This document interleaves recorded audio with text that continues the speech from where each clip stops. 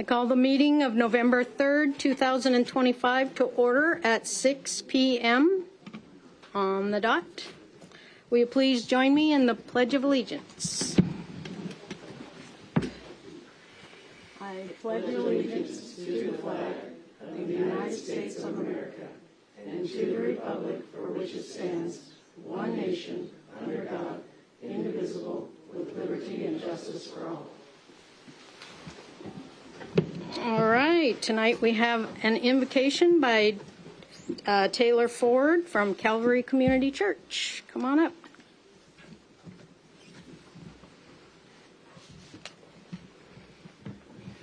Thank you for having me. Let's pray. Lord, we pause at the beginning of this meeting just to acknowledge your presence here. We thank you for just your goodness over our lives. We thank you for just your plan, your provision. Lord, I pray tonight for our leaders, those who lead us and who carry the responsibility of making decisions that shape the city we love's future. I pray, Lord, you grant them wisdom, you grant them grace, you grant them mercy. God, I pray as our community, as we prepare to vote, that we would be people that have a heart for this community. May this election be marked by integrity and honesty and respect. And Lord, I pray that we would have a neighborly respect for one another, that though we have many differences, what unites us is our common love for this amazing city of Sumner. I pray you bless the process, the participants. Lord, my heart's also heavy today for many that are hurting, many in our city that are struggling financially to find food, or all the different processes that are going on with government shutdowns and all those things, Lord. Would you meet their needs today, we pray. And I thank you, God, that you're the God that provides and guides and leads. And I just pray your blessing over this meeting. Thank you so much for these leaders. Thank you for their hearts for this community. In Jesus' name we pray. Amen and amen. Thank you, Taylor. Will the clerk please call the roll? Potato. Here. Bowman. Here. Clarigat. Here. Cole. Here. Elfers. Here. Canna. Here. Ranky. Here. All are present. All council members are present. Tonight we have a proclamation, 2025 Law Enforcement Records Specialist Appreciation Week. I call on Chief Maricki.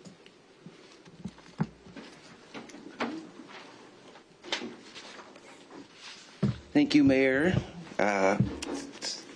staff, council, and guests. It's my honor as your police chief to read into the record tonight a proclamation recognizing the hard work and dedication of our police records specialists. Joining me tonight is Specialist Sherry Duggan and Records and Evidence Specialist Aaron Schoolcraft and our Support Services Manager Lauren Whalen.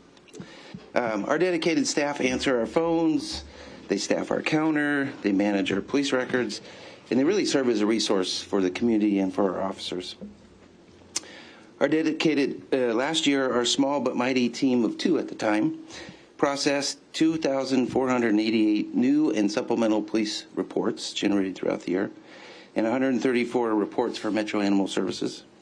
They ensure our reports are complete, they're accurate, they're routed properly to our many criminal justice and outside agency partners, and they're retained and stored as 148 new and renewed concealed weapons permits.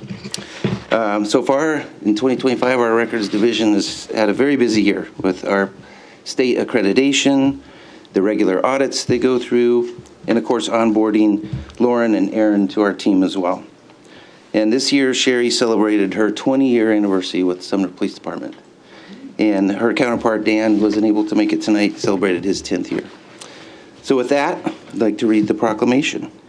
Whereas our dedicated law enforcement records specialists serve the citizens of Sumner to provide them with vital services, and whereas law enforcement records specialists are crucial to assisting law enforcement agencies to protect and serve their community, and whereas these professionals continually use their expertise and experience in the maintaining of criminal justice records and statistics, and whereas the efficiency of the qualified and dedicated personnel who staff our law enforcement records is materially influenced by the people's attitude and understanding of the importance of the work they perform. Whereas law enforcement records specialists serving the city of Sumner exhibit professionalism, efficiency, and compassion during the performance of their essential duties, and whereas the city of Sumner has dedicated the second week of November to recognize our law enforcement records specialists. Now, therefore, be it resolved that the City of Sumner declares the week of November 9th through the 15th, 2025 as Law Enforcement Records Specialist Week, and requests that all citizens join us by expressing their sincere thanks, gratitude, and appreciation for the many long hours of outstanding service and quality performance these individuals provide. Dated this third day of November 2025, signed by Honorable Mayor Kathy Hayden. Thank you, Chief. And thank you for the proclamation and for allowing us to celebrate our staff with you and the public.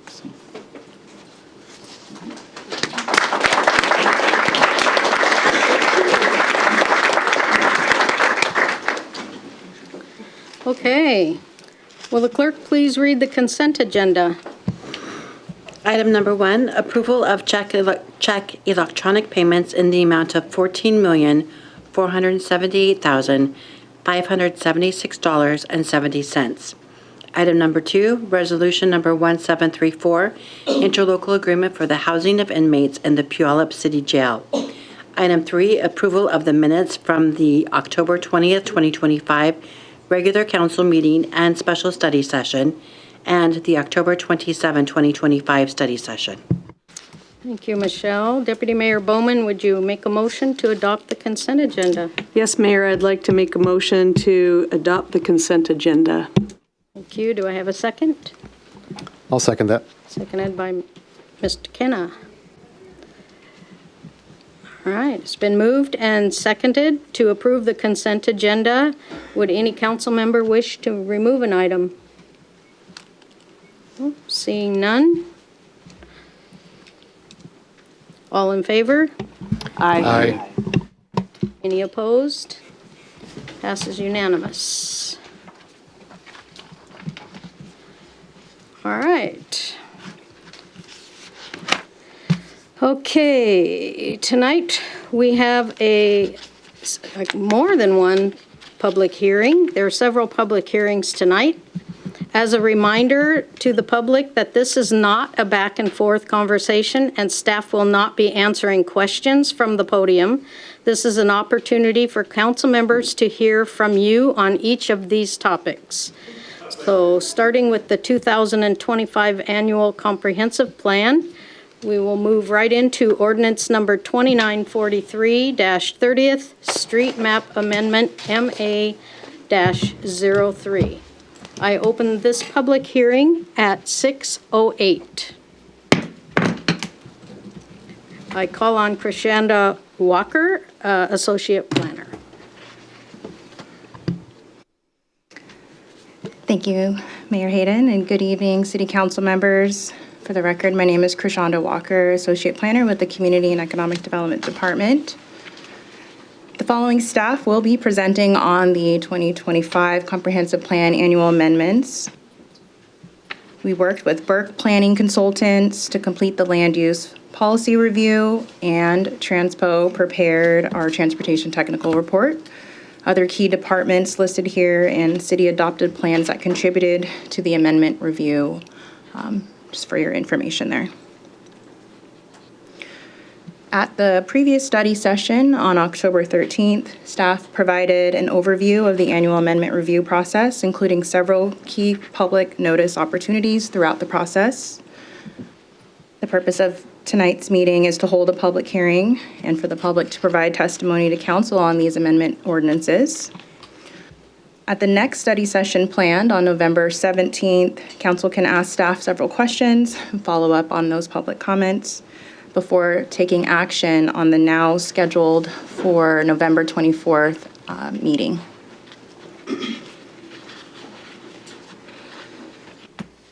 Your council packet includes a staff cover memo on the docket of amendments that will each hold its own separate public hearing. The presentation will be following this order. And each of these docket items contain a separate ordinance.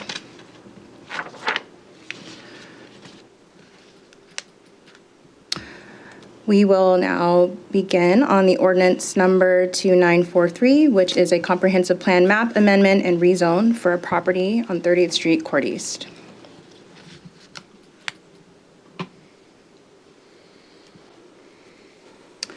The amendment is, or the rezone is located in the north part of the city, just outside of the manufacturing industrial core overlay. It's in an existing residential neighborhood at the end of 146th Avenue and sits along 30th Street Court East. Other features to point out on that existing map is this is along 29th Street, and the new city shops facility is being constructed there. Highlighted in yellow, that zoning there contains about 38 existing residential lots. There is an undelineated 200-foot shoreline buffer that encroaches onto properties from the river there on the right. The site-specific rezone concerns Parcel A, outlined there, roughly 3.3 acres in size, and it is next to existing light industrial zone lands, approximately 70% of its western property line and entirely on the southern property line. The existing zoning map again outlines Parcel A, which is currently zoned low-density residential 8.5, shown in yellow. This is an applicant-initiated proposal to rezone Parcel A into light industrial. The property owner of Parcel A also owns the parcel directly to the south. The parcel adjacent to the river is also zoned light industrial there. It is not clearly seen there, but it is completely a shoreline buffer owned by the city. The property owner of Parcel A is seeking to align the zoning with the nearby industrial uses to the south and along 32nd Street. Staff reviewed the proposal under the 7 required comprehensive plan amendment criteria and evaluated 3 alternatives as reflected in that staff report. The review includes consistency with Growth Management Act, countywide planning policies, regional plans, and the city's comprehensive plan. While conditions have evolved in the area and incongruent zoning patterns exist, there remain concerns about compatibility and neighborhood character and traffic impacts. Staff took these into consideration. The potential of more residential development, if added, would be impacted by those existing warehouses on 32nd Street and by the use and site conditions of the neighboring property there. Staff concluded that an amendment is necessary to resolve zoning and land use inconsistency. The staff report further details that the amendment is consistent with the intent of the goals of the land use element, economic and employment development element, and the transportation element. These policies support a rezone that would create a visual separation between mismatched uses, apply adequate buffering, require a good design, and support the use of appropriate street access to industrial and commercial areas. The criteria also require environmental impacts for a map amendment to be evaluated as a non-project legislative action. The SEPA checklist had identified possible adverse impacts of this rezone and described in the staff report in Exhibit C. The SEPA decision addresses the rezone proposal. When this decision was issued, a notice was publicly posted. There were no appeals submitted on that decision. These conditions, the following conditions here provide the basis for future conditions to be considered and applied at a development project level. At that time, an applicant would submit a new SEPA checklist to disclose potential impacts of a development, submit additional studies, and adverse impacts would be mitigated through a project-level SEPA review. We previously heard and considered public concerns that were received during that initial SEPA public comment period. Many comments were centered on preserving neighborhood character, addressing environmental concerns, and current truck traffic impacts. The recommendation to Planning Commission to rezone just Parcel A was a direct response to those public concerns, and the subject parcel is also not located within the shoreline buffer, and there are no regulated wetlands historically on that site. The summary of the public comments and staff responses is provided to you under the staff cover memo. New public comments were received prior to this public hearing. They were submitted timely and included in your packet as Exhibit F. No additional written comments were submitted since this packet was posted. And in a moment, we will allow the public to submit oral testimony for the record.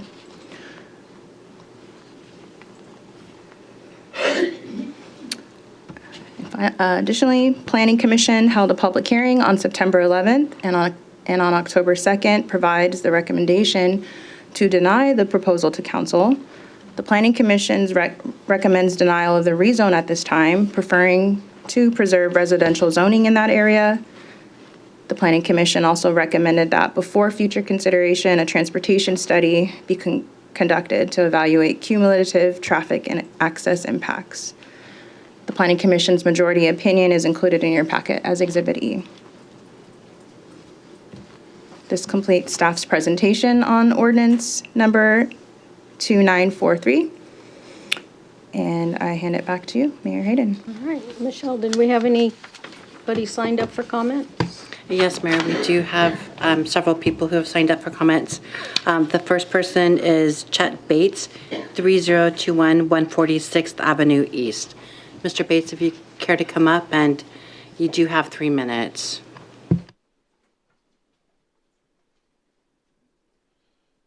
Hi, I'm Chet Bates. My properties border the development, the proposed change in rezoning. My biggest concern is impact. They say the property doesn't hold water. I've submitted pictures of the property holding water. The reason there's nothing showing property holding water is covered in blackberries right now. I'm concerned. My family moved to this piece of property that I live on in 1942. I have been a Sumner resident my whole life. I moved 300 feet from where I was born and raised. When you put up a warehouse that I'm going to walk out my front door and look at, no matter how tall the trees get, no matter how tall the buffer is, it's going to be outside my front door. It's going to impact my property taxes. It's going to impact my property value. I want to live in the town the rest of my life. It's going to affect that. I'm going to have a warehouse 50 feet from my property line. A lot of people moved into that neighborhood knowing it was that way. I was born and raised on rhubarb fields. I picked everything in that whole valley at one point in time in my life, and to watch it grow up, and I was hoping to be protected in my little area. Back against the river, couldn't be bothered, loved the neighbors, loved the area, but now we have somebody coming in, buying the property and wanting to put up a big warehouse. With the majority of our neighbors, we'd much rather see a residential development in there. We'd much rather see more kids in the neighborhood, more families in the neighborhood, other than a warehouse. That's, from what I understood in some of the previous meetings, they said 17 jobs. Any day you can drive up and down that 142nd freeway pretty much, and you can find 17 jobs somewhere in those warehouses are out there. The jobs are there already. They just need to, putting a warehouse and affecting a bunch of other people for 17 jobs seems kind of, I don't want to say what I want to say, but seems kind of bad. And it's going to affect me. It's going to affect the Woods family that is to the east of that really bad. Once you build the warehouse up 6 feet, what does that do to the property around it? The water's got to go somewhere. Yeah, they're going to try and keep all their water on there, but it's just going to raise the water table. So thanks for hearing me out. I hope you all have a nice night. Thank you. Linda Wright Ridley, 2915 140th Avenue, Court East.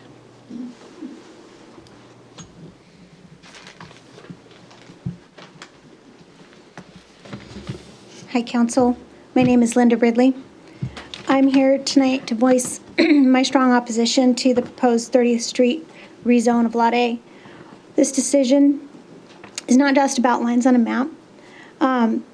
It's about the character and quality of our neighborhood, life for our residents, and the question about whether or not the voices of the Sumner citizens really matter in this process. The justification for this rezone is fundamentally flawed. In previous meetings, the city planning has claimed that, or stated, that Lot A is bordered on two sides by industrial, which is highly misleading because the west side of Lot A borders both residential and commercial zones, with approximately 32.5% being residential. When you add in both the north and the east sides, Lot A is bordered with the majority of it being residential at approximately 55% and only 45% being industrial. We've learned from over 20 years of experience that a 50-foot buffer and slow to mature landscaping are insufficient to manage the impact of an industrial building on our quiet neighborhood. The impact of this project will be highly visible and will undeniably decrease our home values. I also want to bring attention to the access issue and the conduct of the applicant in their letters to this council. In the letter, the applicant's civil engineer made a clear threat that if this rezone is denied, the site zoning will remain residential and the development will include multifamily residential development accessed from 29th and 146th through our residential neighborhood, inferring that they will not allow access through the 32nd Street, simply because that is through an industrial area. Our neighborhood is bordered by industrial. Any access is through industrial.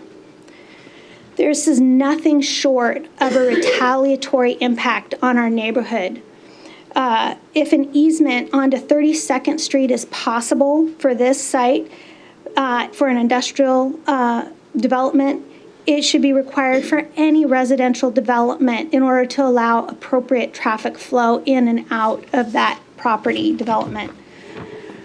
It needs to be reasonably managed so that we are not disproportionately causing a horrific traffic flow into very narrow streets through that neighborhood. Finally, I'm extremely disappointed with the city's approach to analyzing this application's feasibility. Ms. Ridley, your time is up. Okay. Thank you. Nancy Kennedy. You're on my blind side. And then I put on glasses so I really can't see. How are you?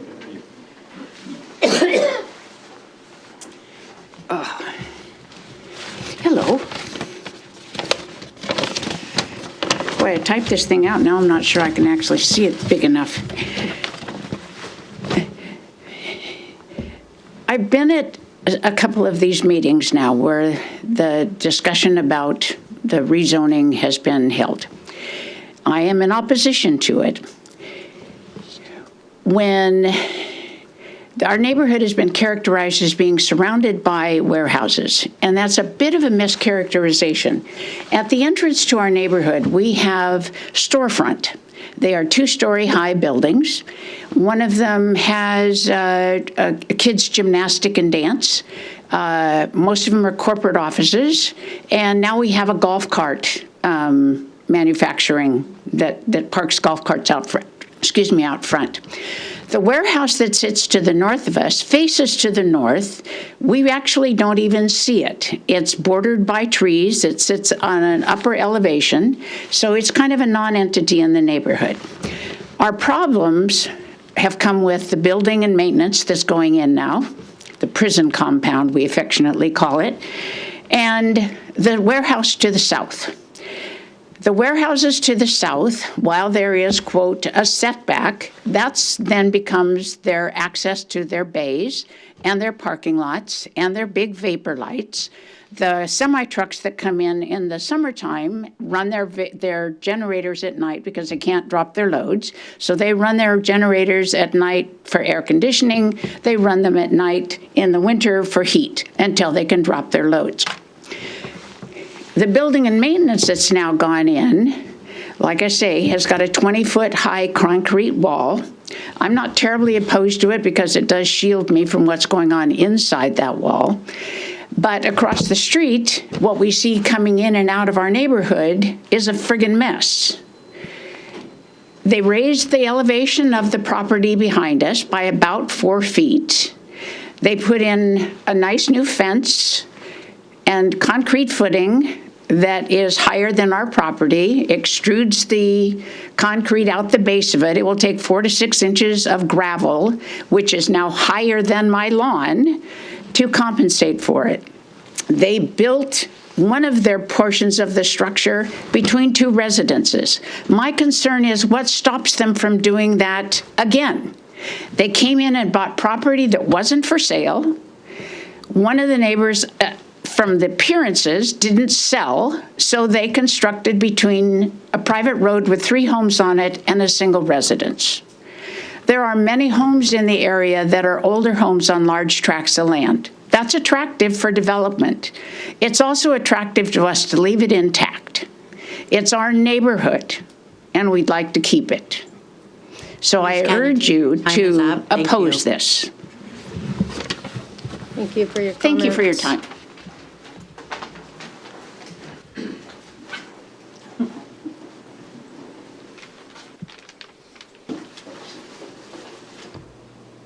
Scott?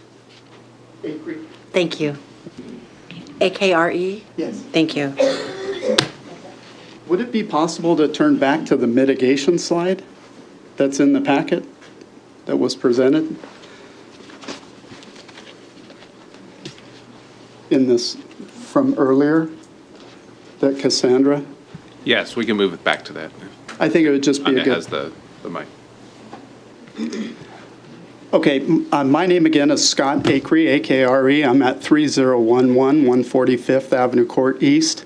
We're the lot that you can see at the end of the cul-de-sac there that we have the beautiful Omada Industries building behind us. That represents exactly what would happen over on the other side. And I guess I want to point out that when we think about these aren't just warehouses. These are light industrial. So that warehouse that's behind us got converted into a machine shop. And so now it's a machine shop that when it's busy, it's running 3 shifts and it's operating all hours of the day. And in the back of it, there's a big set of mechanical equipment. They're actually fluid coolers for the water cutting tools inside. And outside, they have these pumps that whine, the most irritating whining noise. And then these fans that are operating at all hours of the day and night, whenever it's necessary. And when they're operating in the summer, they don't have air conditioning in that building. So they raise up all the doors in the middle of the night, and they have the light bleeding out from inside, they have the noise bleeding out from the inside, and we're supposed to exist that way, adjacent to this kind of use. And I guess I want to let you know that your development standards, and I work for one of the largest commercial contractors in the Northwest, and I do this stuff for a living. And our development standards in this city are ridiculously poor when it comes to protecting the residential area adjacent to a commercial. And we're living that. I mean, there is no reason for them to operate like this, but the city allows it. It's allowed in their development standards, and it's actually, they've gone beyond what's allowed, and we've complained about it, and nothing gets done about it. The only thing that's been the benefit is they do a lot of manufacturing for Boeing, for the MAX jet, and since that has had the door plug problem, they haven't been operating at night as much. But rest assured, that's going to happen again. And I'm just saying, the city of Sumner needs to redraft their zoning requirements between commercial and residential adjacencies to better protect the full-time, the 24/7, 365 days of the year residents of this community before they protect and try to bring in more people that are only here from 8 to 5. They have no sense of community, and they have no sense of taking care of the community. I would much rather see a bunch of residents in there that live here. Thank you. Your time is up. Thank you. Excuse me, Wendy Thomas?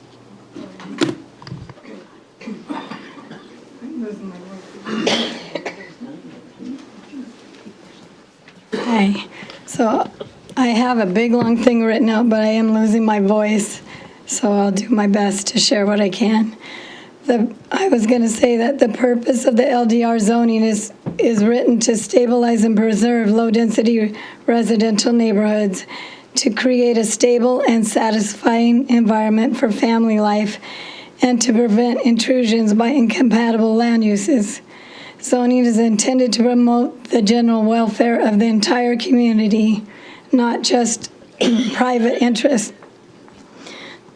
Well, we've lived here for 35 years, and we know the neighbors have been here for over 60, many of them, and we love our neighbors in our neighborhood. And we feel like this piece they're trying to take now and change to industrial, it was bought as low-density residential. And it does have homes on 3 sides, the Woods family back there, and then, well, actually more homes on one side where we all are. But there's also Helen Patty's home that's been there for a long time. They live there too. So this is putting it right in front of their homes, like really, like maybe 25 feet away, but huge cement building up high is what will happen to them. And that just, I don't see why they should change a piece like that that's part of the low-density residential zoning and has homes on 3 sides. We live down the street, but we care, and it would impact us too, because it wouldn't be a quiet, dead-end place where we can walk with our kids anymore and visit our neighbors. That's a driveway, 30th Street. It's pretty much a driveway between the 3 homes that are there. And it just doesn't make sense to put a big warehouse right in there. So yes, we would much rather have it's zoned LDR, and I think, just like anybody that lives anywhere in Sumner, it should offer some protection to the neighborhood. But we'll be glad to have neighbors there, in a nice way, whatever's safe for everybody and works out, but we'd love to have a neighborhood. But putting a warehouse in the middle of our dead-end street, and we are pretty disappointed at the Public Works building right now because they said it would be a nice buffer for us, but it really is a huge facility. So it's kind of made that end of our road not the same, but at least we ask that you please keep the dead end of our road residential and protect the families that are there and that have been there for 30, 60 years, many of them. Thank you. Thank you. Greg Thomas? Guy Thomas. Excuse me, Guy Thomas?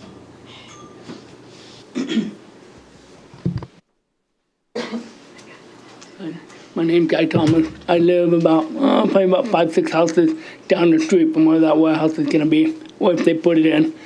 I wasn't prepared to talk today, but anyway, I'm really concerned, property value, also concerned about my neighbors and my property.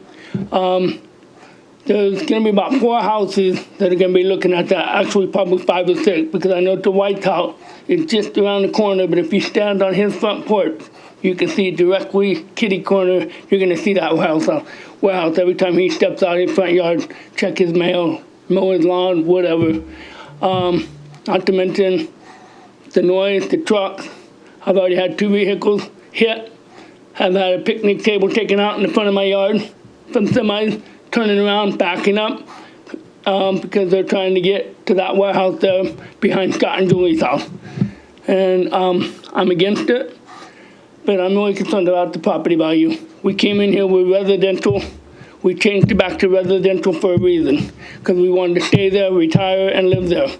There's a lot of my neighbors, 4 or 5 generations, and we know their parents who have passed, and we'd like to stay there. We had planned to stay there. I think the city of Sumner bears some responsibility. After all, they're the ones that gave the Larson Acres or whoever permit to build that neighborhood there. And then they keep saying, well, the conditions have changed. No, your conditions have changed. Ours have stayed the same.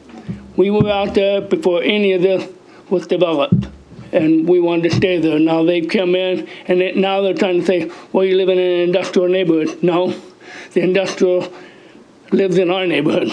That's how it went down. So I'm against it. I hope you guys think this through and consider, the effect it's going to have on all of us, not just the shaking in the property value, but everything. I'd much rather have families, more family, the more homes there. And that's it. Okay? Thank you. Thank you. Randall Adams.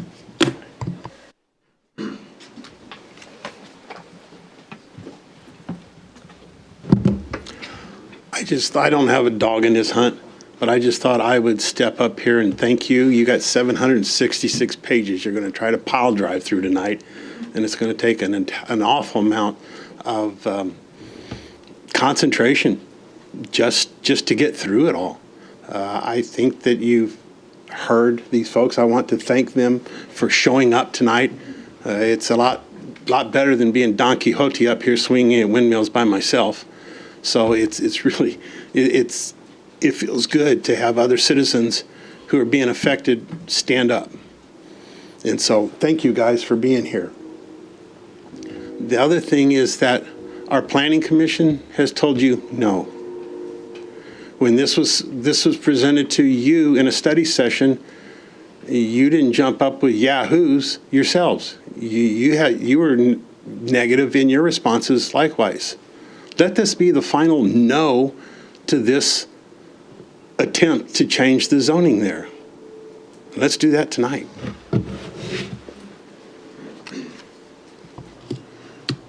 Josh Kumar.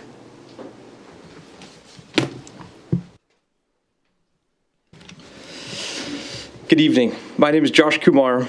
I live on Cherry Avenue, downtown Sumner. I'm also one of the owners of the 30th Street parcel, and I'm here to speak in support of the proposed zone change. I want to share a quick personal example. 5 years ago, I bought my home downtown. I bought a home just a block away from the train station. Today, there's a 4-story parking garage being built behind my house. I wasn't thrilled when the construction began, but over time, I realized it will help move cars off the street into a designated area. It reminded me that responsible development can improve how a community functions. That's the same principle we are applying here. The 30th Street parcel sits in an area that's already largely industrial in character, yet it's still zoned residential. Rezoning to light industrial simply begins the zoning into alignment with existing land use while creating local jobs and supporting the city's tax base. It's important to note this meeting isn't about a specific development plan. It's only about whether the zoning is appropriate for the area. Concerns like traffic, lighting, and noise that have been mentioned will be studied in detail before a project ever moves forward. There are really 3 paths forward. The first option, and our preferred option, is to rezone to light industrial. We are excited about the opportunity to alleviate the neighbors' concerns by removing all traffic from their residential street. This is only possible because we also own the parcel to the south and can design both sites together to use 32nd for the sole access. Since the parcel to the south is currently being designed and will go to construction, this is the only opportunity to create a shared access to 32nd and keep trucks off of 146th and 29th.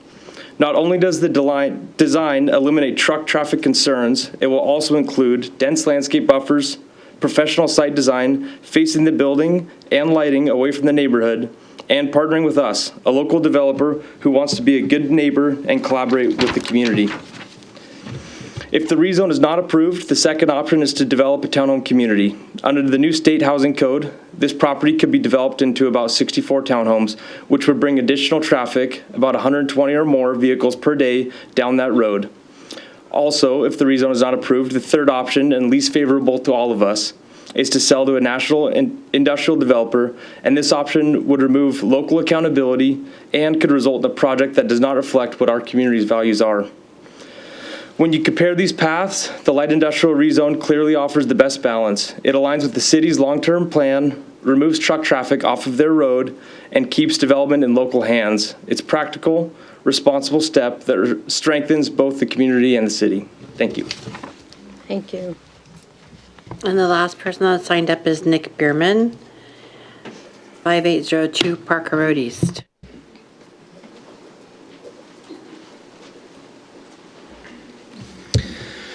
All right.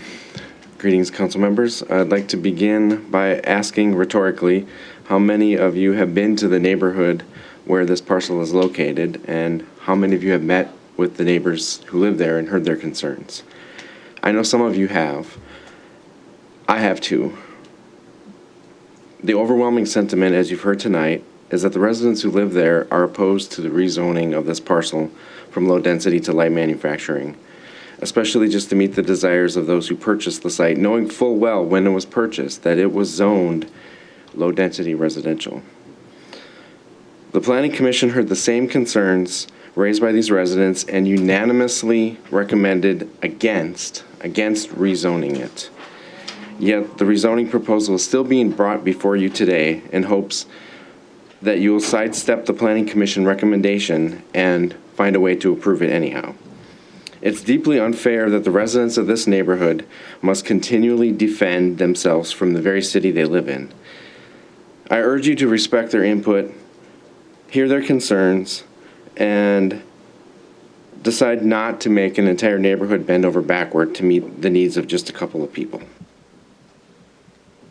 Allowing this rezone would be a betrayal to the entire neighborhood, and I urge you to keep this from happening. Okay. And Mayor, I have no other people who have signed up for tonight. What was that? She hasn't got anybody else. That's it? Okay. I'll make one more call out if there's anybody out there that would like to speak. Okay. Go ahead, Bob. There's two, there's a lady over there with the dark hair.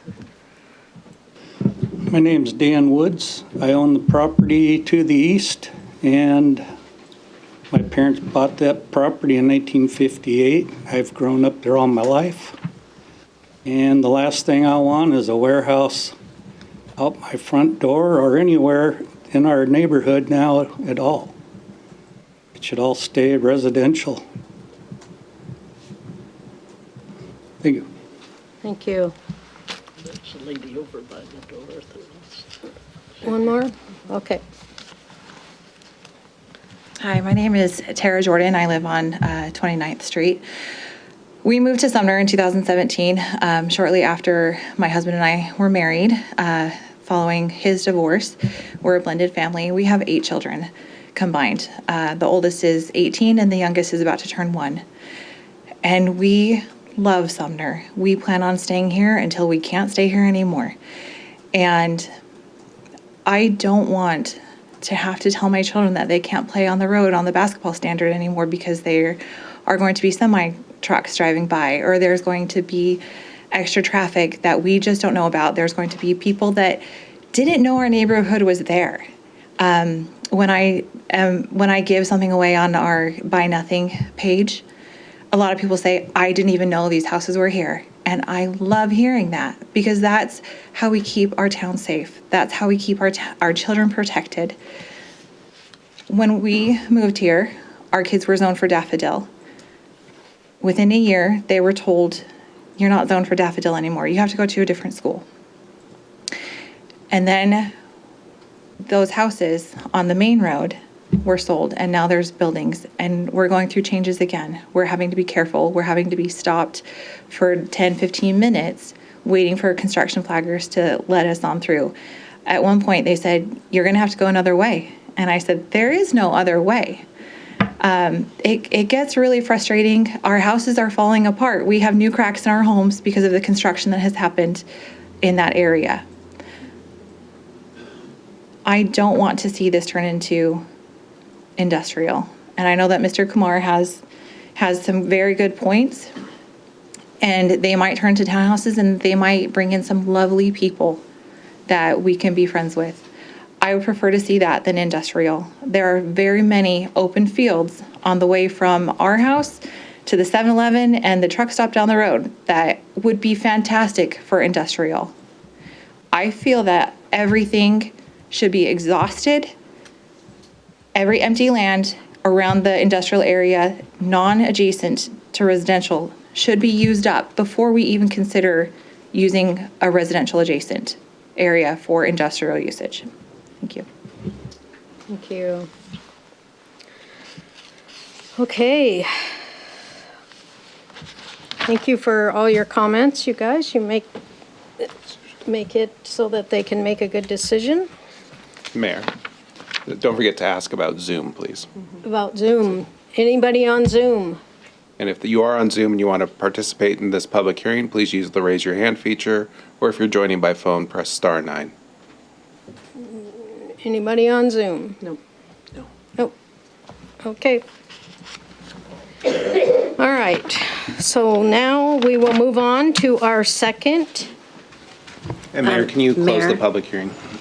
Yes, we have to close it, but what are you looking at? For the council. Oh, yeah. Does the council have anything to say? I almost forgot and left you out. I would just like to say one thing. Okay. I just appreciate everybody coming. I wish all meetings were like this, actually, and it didn't take a hot button issue like this for everybody to come out. But I do appreciate the feedback from the citizens out there and the developers. I've met with both. I've been out to the property. I've walked it, talked to the citizens. I've talked to the developers. This is a tough decision, and the 7 of us are going to have to make it. But that's what we're up here for, and that's what we signed up for. So either way, I'm not saying either way which way I'm going, but I appreciate everybody coming tonight and saying their comments. And just thank you very much for taking time out of your evening to come down. Thank you. Thank you. Anybody else? No? Okay. Seeing none, I will close this hearing at 6:47. And guess what? We move on to another public hearing, and it is ordinance number 2942, Southeast Urban Growth Area Map Amendment, MA-02. I open this public hearing at 6:47, and I will call on Krishanda Walker. Oh, Doug?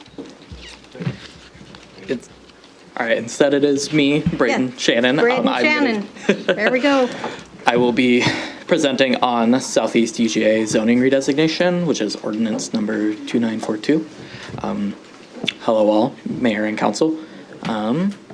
The Southeast Urban Growth Area is located south of State Route 410 and 64th Street East, with all sites being accessible off of 166th Avenue East.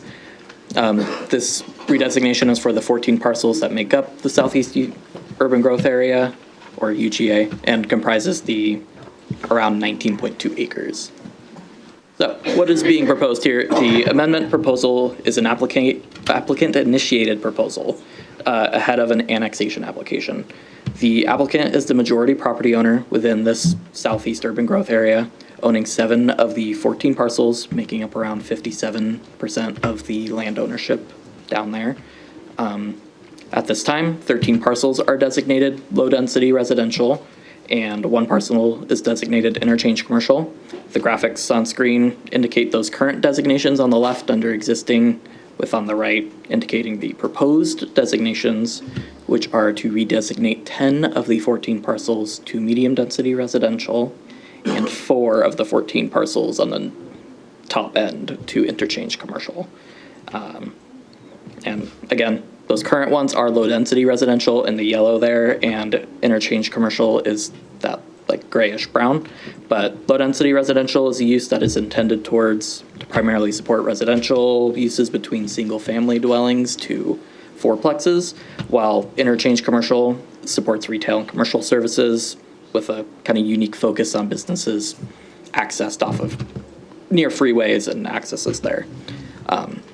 But presently, with the current zonings and jurisdictions, this area is the Southeast Urban Growth Area is under the jurisdiction for development by Pierce County and is subject to their current zoning, which is community center. The intent of this county zoning currently is for moderate to high density residential with, as well as for offices and other commercial services. For some examples being multifamily housing, professional offices, and rental and repair services.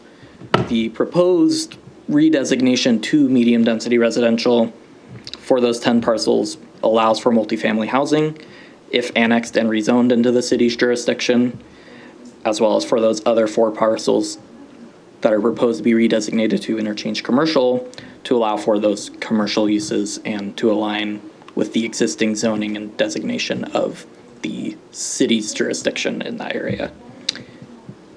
But within the provided staff report, the policy analysis as required for comprehensive plan amendments is detailed in depth. Overall, the county's zoning is a factor shown on why amendments are necessary at this time, or an amendment is necessary for this proposal. As our comprehensive plan map is not aligned in use with designations within local zoning and within local ownership. And this as well shows a change in condition that demonstrates inconsistency with the current map classification of the southeast urban growth area against these adjacent jurisdictions. For Sumner, the proposed amendment was reviewed for consistency with the intent of the city's comprehensive plan, its goals and policies, majorly in depth in the staff report, but some major elements being land use, which has a policy of ensuring compatibility with adjacent uses, and the housing element, pushing for an adequate supply of land to accommodate projected housing needs for all income bands.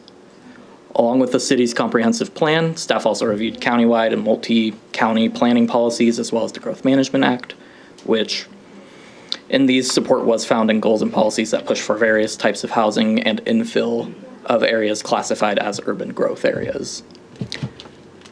The two other criteria that are required to be analyzed reflect on environmental impacts and potential ramifications of a proposed amendment. Exhibit E provided is the State Environmental Policy Act, or SEPA, mitigated determination of non-significance. The SEPA decision that was made determined mitigation measures and applied conditions that address environmental impacts and potential ramifications for future development. In the decision, it was determined that future development would need to pay a fair share of sanitary sewer updates and complete improvements required to meet capacity needs, as well as meeting the required level of service standard for pedestrian and bike facilities in the area. As well, there's a note condition that development will need to abide by local, state, and federal wetland code as applicable in reflection to the presence of wetlands in the southeast urban growth area. There's also the transportation technical report, which I believe is which can be found under Exhibit 2. The report finds the 20-year improvement projects outlined in the existing comprehensive transportation management plan will mitigate the traffic incurred by the amendments proposed. So far, there has been one public comment regarding this project. This comment was a question on why the project is proposed at this time, given the current jurisdictions. And mainly this is due to the classification of the area as an urban growth area and its potential to be incorporated. It is given a designation within the comprehensive plan map, and as the applicant was stated before, is intending to do or to make an annexation application. It was applied during this open period for the comprehensive plan amendment cycle to kind of get that section moving. But following the Planning Commission's meetings, the Commission has recommended this to the City Council to approve the proposed amendment of redesignating the southeast urban growth area from low-density residential and interchange commercial into medium-density residential and interchange commercial, with a minority opinion within your documents. But this concludes staff's presentation, and thank you, Mayor and the Council, for hearing it. Thank you, Shannon. And Do we Mayor, have any comments from the public on this?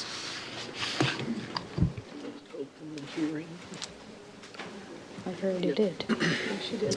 Good evening, Mayor Hayden and council members. My name is Graham Satterwhite. I'm the Director of Multifamily Development for Tarragon. On behalf of Tarragon, I am here to comment in support of the Southeast Urban Growth Area Map Amendment. The map amendment will reconcile inconsistencies between city and county land use and clearly establish the planning intent for use and intensity in the area for the future. Tarragon was founded in Sumner 30 years ago and has remained deeply committed to investing in this community. The Seaport Logistics Center is a planned 2.7 million square foot warehouse campus that has completed 2.4 million square feet as of today. Merritt Apartments is a 207 unit apartment community now under construction across the street from the Gordon White MCA, and it features an architectural style inspired by our nearby project, the Main Apartments and Lofts. These are the developments, are the are the latest examples in a long line of residential and commercial investments in Sumner. The thoughtful planning and foresight of city administration and elected officials, as reflected in the map amendment being considered here, are key reasons why we continue to invest in Sumner and see a bright future for the city. In addition to a final comment of support for the proposed map amendment, I did want to thank and acknowledge city staff on this effort, particularly Krishanda Walker and Braden Shannon. In addition to just being generally pleasant to work with, their clear and open communications throughout this process means I always understood what was coming next and the anticipated timelines. So with that, it's been a pleasure to work with them, and I thank you for your consideration this evening. Thank you. And Mayor, we have no one who has signed up for this. She said, yeah, nobody else signed up, but Randall wants to. Okay, Randall, go ahead. I can't hear. That's okay. Then you'll do your Zoom after Yeah. him. Yeah. I've asked staff a couple of times, what's going to happen to the citizens who are not part of Tarragon and on their properties? Tarragon's property goes past, it goes to the very south of this. So the road improvements, the sewer improvements and all that, how is that going to affect the people that are in between the freeway and the back of Tarragon's property? How is that going to be? Because the staff has not been able to answer that. They've told me that Tarragon's going to make nice new road through there, except where those people live, and it'll just be left as it is, and then it'll go back to nice new roads past them. I don't understand. So I just see if we could get some clarity on that fact as to what are the requirements regarding the Grace and the Sanford properties, especially, in this proposal. Maybe Tarragon can bring some clarity to us on that very topic. All right, any more comments from the public?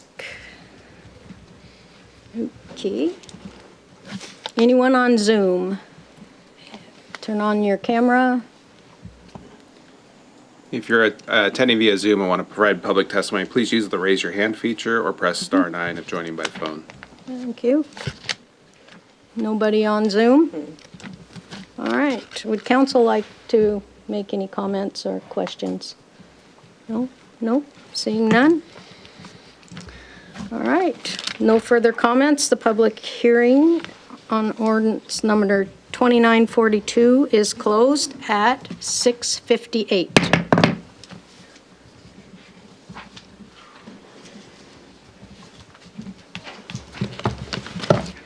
All right. We move on to ordinance number 2944, Capital Facilities Plan Amendment, Sumner Bonnie Lake Capital Facilities Plan Update, TA-04. I open this public hearing at 6:58. I call on Krishanda Walker. There she is, Associate Planner. Thank you, Mayor Hayden, and hello again, Council. Krishanda Walker, staff, presenting the ordinance 2944, which is a comprehensive plan text amendment to the city's capital facilities plan.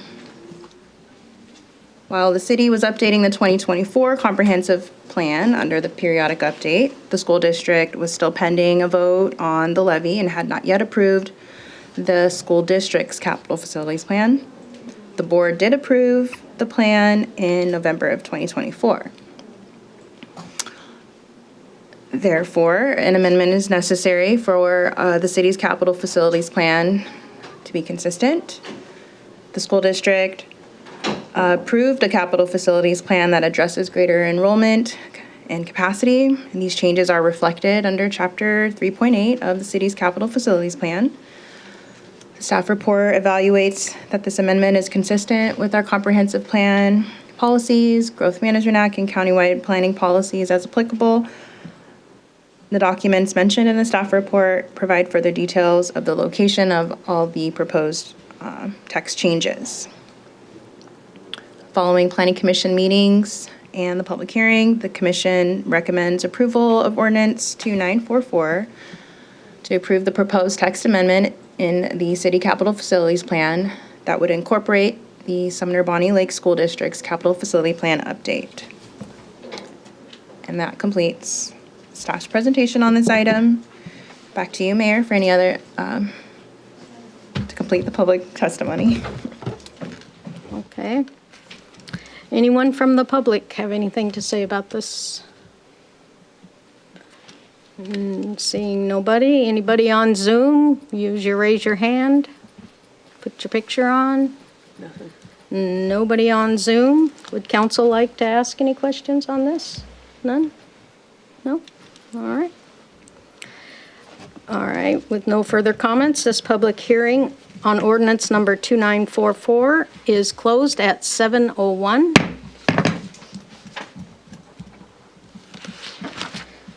All right. Ordinance number 2939, Town Center Plan Update, Comprehensive Plan. I call on Krishandra Walker again, Associate Planner. Mayor, what time did they open the meeting at? What's that? Go ahead. What time did you open the meeting at? I opened it at 7:01. Thank you, Mayor Hayden and council. This is the final public hearing item on the comprehensive plan amendments. So thank you for your patience tonight. Again, Krishandra Walker, Associate Planner. I will discuss the city-initiated town center plan update, which is ordinance 2939. It has a related zoning and form-based code amendment and a planned action ordinance. A quick recap of the past town center plan updates. In the early 2000s, the city, in partnership with Sound Transit, reestablished a train station. The comprehensive plan was amended and adopted new design and development guidelines. In 2005, the town center plan area was established with its first project and actions proposed, and Chapter 1 of the design and development guidelines were updated from the commercial business district to the town center guidelines. A new housing type was an option and introduced in the town center, condominiums. Fast forward to 2018, with roughly over 10 years of no real changes occurring, the town center plan was broadened, the vision was broadened through an extensive public engagement and planning effort during that time. Greater story heights were presented and established through a form-based code was adopted. The city performed an environmental impact statement and adopted a planned action ordinance during that time. This brings us to 2025 with the town center plan update, continuing the work that began in 2018 to promote a walkable mixed-use downtown centered around the Sound Transit station and the historic commercial business district. The 2025 update primarily includes consistency with our comprehensive plan, refreshing the form-based code, and adding new lot type standards for civic lots and a new innovative district enterprise area lot type. Public engagement for the 2025 Town Center Plan updated included presentations at the Spring Open House in April, a Planning Commission study session held in May. In June, staff held a focus group meeting at the Sumner Library on specifics around the innovative district and enterprise area, the IDEA overlay, which is to be added in a portion of the West Sumner district. And finally, an opportunity following the fall open house. Throughout the process, documents and timelines were shared and regularly updated on the city's project page. The council packet includes several necessary documents. Ordinance 2939 addresses specifically Exhibit A, the Town Center Plan, which includes policy amendments and updates to specific projects and actions. Necessary updates are shown in several chapters of that plan, considered Exhibit A in your packet. Exhibit B is the refreshed form-based code, which again was adopted back in 2018 It provides the development standards for the town center, such as lot dimensions, setbacks, lot coverage for different lot types in each district of the town center. Exhibit B will include format changes, some new lot type standards, revised street cross sections, and minor updates to be consistent and match WSDOT standards, such as trail width requirements. The form-based code is a part of ordinance number 2940, which is also several other zoning code text amendments found in our Sumner Municipal Code, Title 18. In that ordinance, you'll see some new zoning definitions that support artisan enterprises, a definition to specify mixed uses. The zoning code text amendment addresses ADU allowances. It amends the land use list in the town center to include new IDEA uses that would be allowed, and proposes specific performance standards to address these new IDEA uses in the town center. The 2025 update, the 2025 Town Center Plan update aligns with the 2024's Comprehensive Plan Horizon Year, set out to 2044. Therefore, ordinance number 2941 is a Town Center Plan action ordinance adjusted to anticipate new thresholds of 1,245 housing units and 430 new jobs. The planned action ordinance includes these new threshold numbers as well as any additional mitigation needed to be consistent with the 2024 final EIS and comprehensive plan efforts.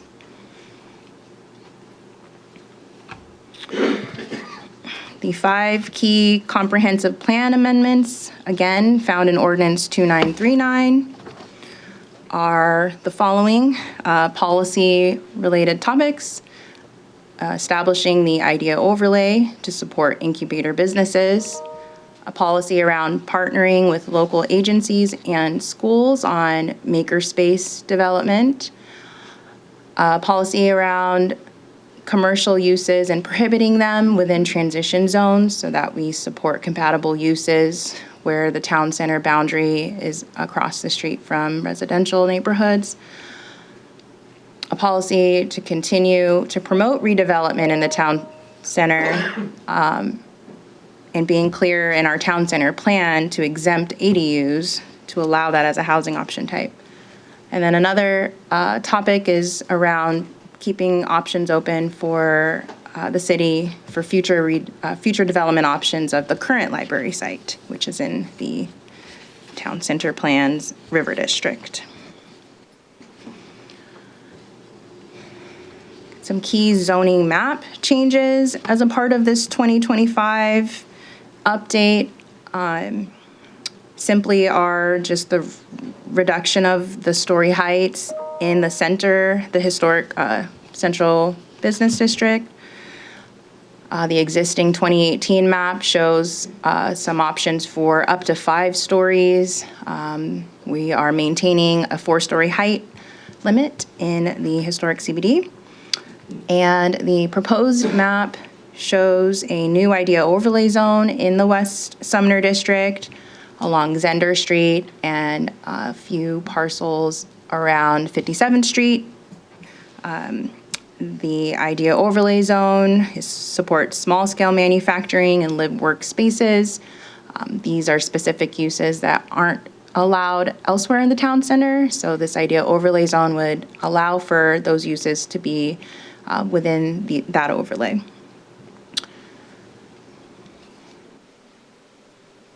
The update includes some changes to the town center street classification map, some necessary changes in consultation with our Public Works Department. We took a look at the street types that were identified along Hunt and State Street.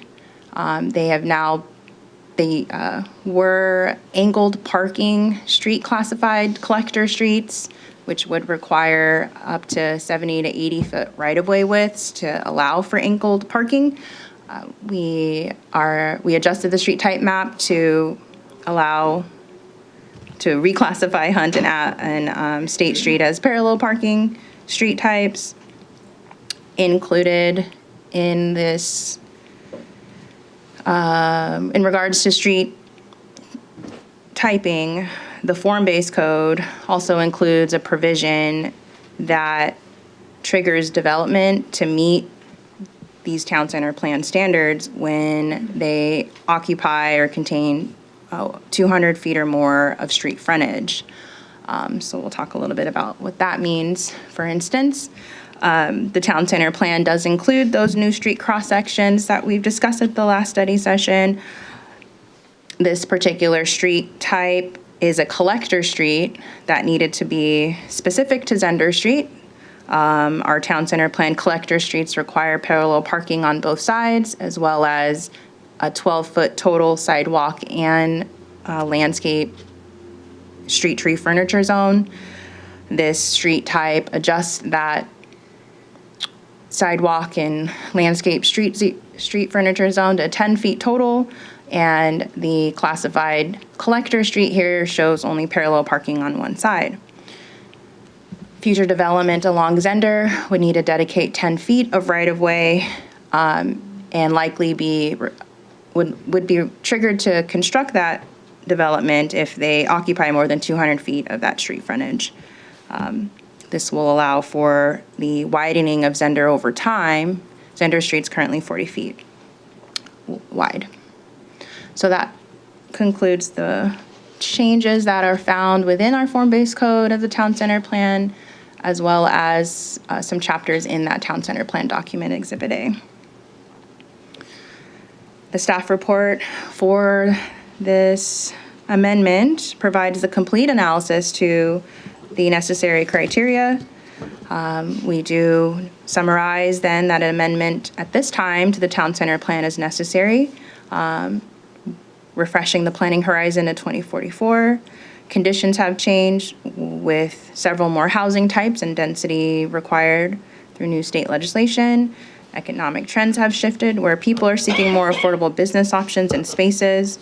The proposed policy amendments and plan updates are consistent with the Sumner Comprehensive Plan, Growth Management Act, and countywide planning policies. During the spring and fall open houses and the IDEA focus group meeting, we heard several support for the direction of the plan. There were some comments regarding lowering building heights and support for ADU allowances in the town center. Some comments did express concern about whether property owners along Zender were adequately informed about this IDEA overlay. We did provide you a staff response and public comment summary in your packet that provides some information as to our analysis of the potential owner versus renters of properties on Zender Street. There were no public comments submitted prior to this public hearing on the town center plan update. Sorry, a little touchy.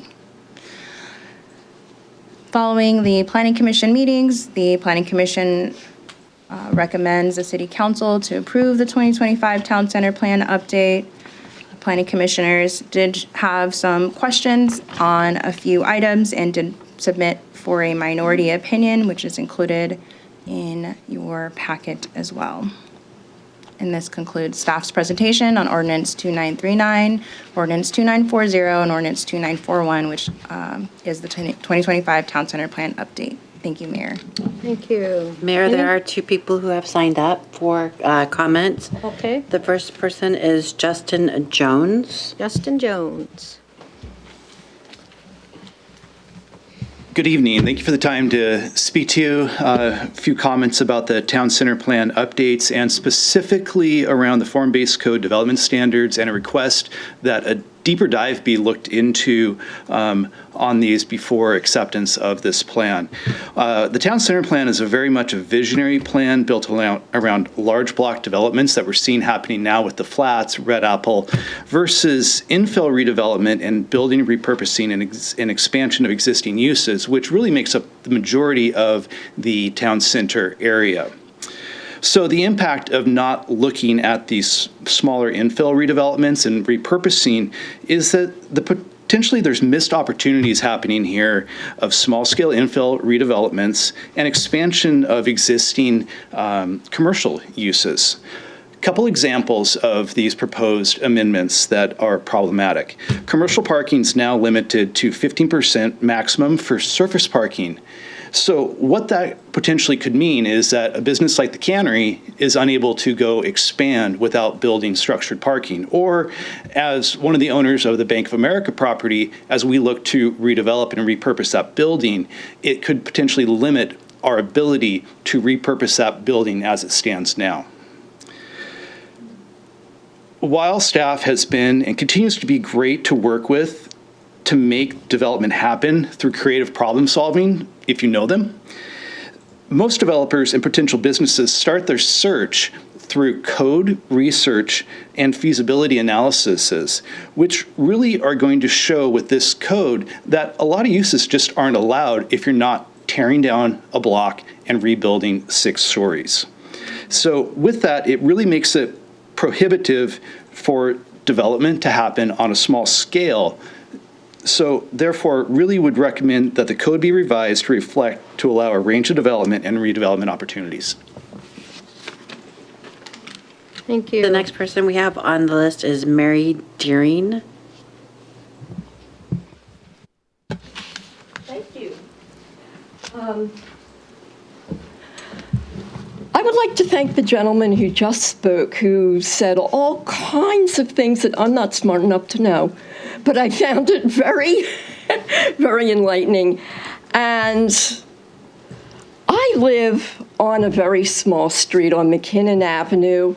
We have the train behind one side of the street, and we go up to the train station. And our street has been suffering with the redevelopment. There are 9 lots on the street, and right now 3 of them aren't used. It seems that the people who would like to buy the lots or who have bought the lots can't come up with uses that conform to what the city's looking for. And I think what you said, sir, about infill versus a whole block development, I think that's the heart of the matter. This impacts the people who are residents there now because many of the people are older. I think those homes in at least some of the cases, that's the bulk of their retirement savings. So if they can only sell when a large developer is, is looking to buy, it restricts who they have as a potential buyer. And that restricts how much money they're going to be able to realize when they sell their property. So that's really all I have to say. Just some information. I'm not going to urge you for or against because I don't know enough to tell you how to decide. But I thought that how people on the ground are impacted by these changes is something that you might want to know. So thank you for the opportunity. Thank you. Anybody else? Anybody on Zoom? Use your raise your hand, and seeing nobody. Any council comments? I think there might be a guy out there. Where? Out there. You? He wants to. This guy. See his hands up? Come on up. There you go. I couldn't see him behind this guy. He was waiting for her to call him off the list. Oh. My name's Ray Cassingham. I've been here for 40 years. And I guess my question to you in reviewing all of this is, what do you see for Sumner? Most of you have been here for a while. What we moved here 40 years ago, we moved out of Bonnie Lake because we liked Sumner. We raised our kids here. One's an engineer for Los Alamos, another one's an IT manager for Dartmouth Medical.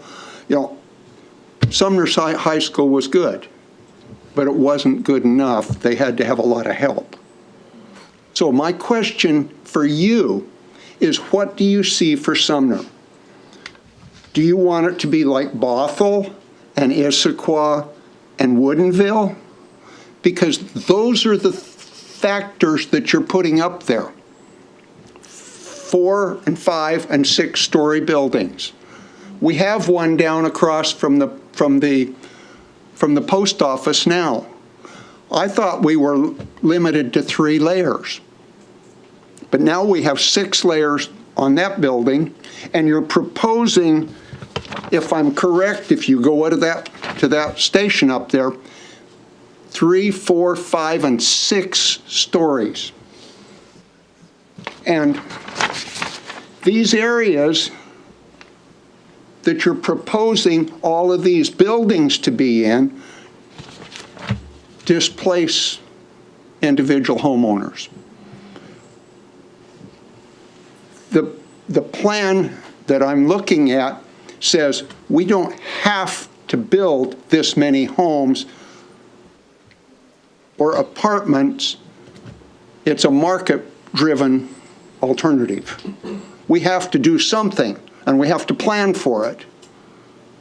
But we don't have to lot build like Woodinville did, or like Bothell is doing, to drive people out of their homes with taxes.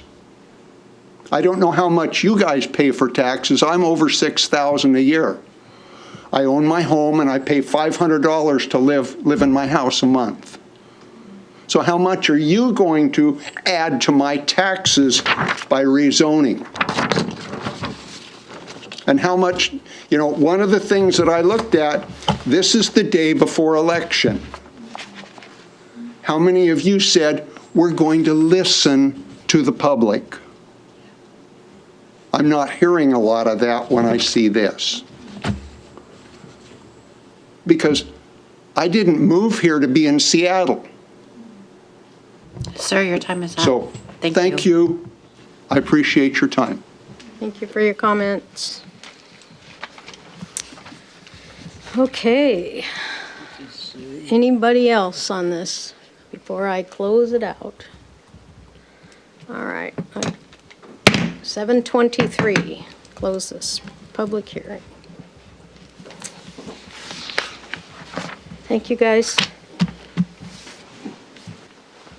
All right. Moving on, resolution number 1732, 2026 ad valorem property tax levy. I open this public hearing at 7:23. And I call on Cassandra Raymond, Chief Financial Officer, and she is standing there waiting. Already. Thank right. you, Mayor and Council. Tonight we'll be holding a public hearing for the 2026 City of Sumner Property Tax Levy. RCW 84.55.120 mandates that we hold a public hearing on revenue sources for the upcoming year's budget, including consideration of any potential increases in property tax revenues. This hearing process provides our Sumner residents with the opportunity to voice their opinions prior to the adoption of the property tax levy. When we are talking about property tax, this is our most stable revenue source into the general fund. For 2026, property tax accounts for 21% of our general fund revenue. Our property tax process actually begins in September when we receive our preliminary assessed valuation from Pierce County. Upon receipt of that, we come before the Finance Committee looking for their recommendation for the next year's property tax levy. That committee recommendation is brought before City Council at a study session for discussion, and then brought to a public hearing for citizen comments. Our next step will be bringing this back for council consideration of our resolution on November the 17th. And then we are required to certify our next year's property tax levy request to Pierce County no later this year than November the 28th. Clicker's a little slow. When we are talking about property tax, specifically here in this venue, we're talking about the city's portion of the property tax levy. The overall property tax paid by each of our homeowners and our business owners is made up of multiple taxing jurisdictions. Many of them are voted. For the city's portion of the overall property tax levy, Sumner receives about 8% of the property tax assessment. Just for comparison, our Sumner Bonnie Lake School District combined with Washington Schools receives about 47% of the individual property tax levy, and East Pierce Fire and Rescue receives about 18%. Other taxing jurisdictions include Central Puget Sound Transit Authority, the Library District, Flood Control, Pierce County, Port of Tacoma. So there are multiple taxing jurisdictions when we're looking at our overall tax distribution.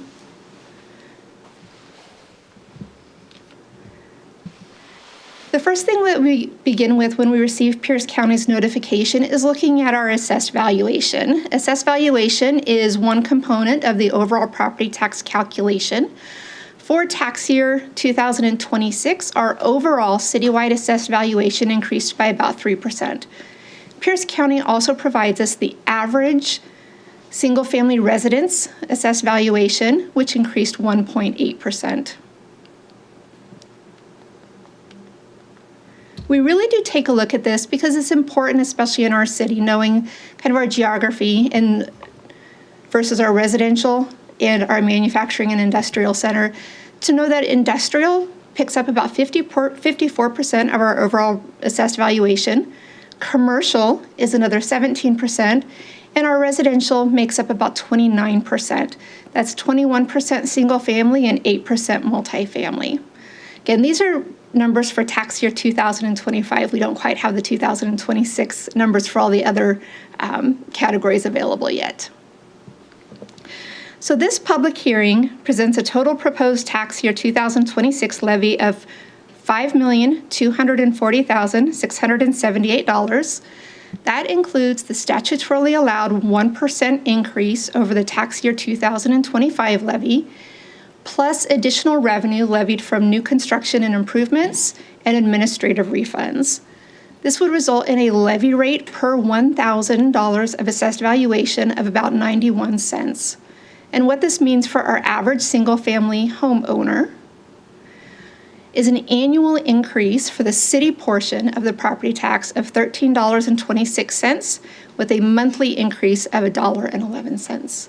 And with that, I'm happy to open the public hearing for questions. Mayor, we do have one person who has signed up to speak on this topic, Raymond Cassingham. I can't hear. I had it on the wrong sheet. Okay, thank you. You don't have anybody. Okay.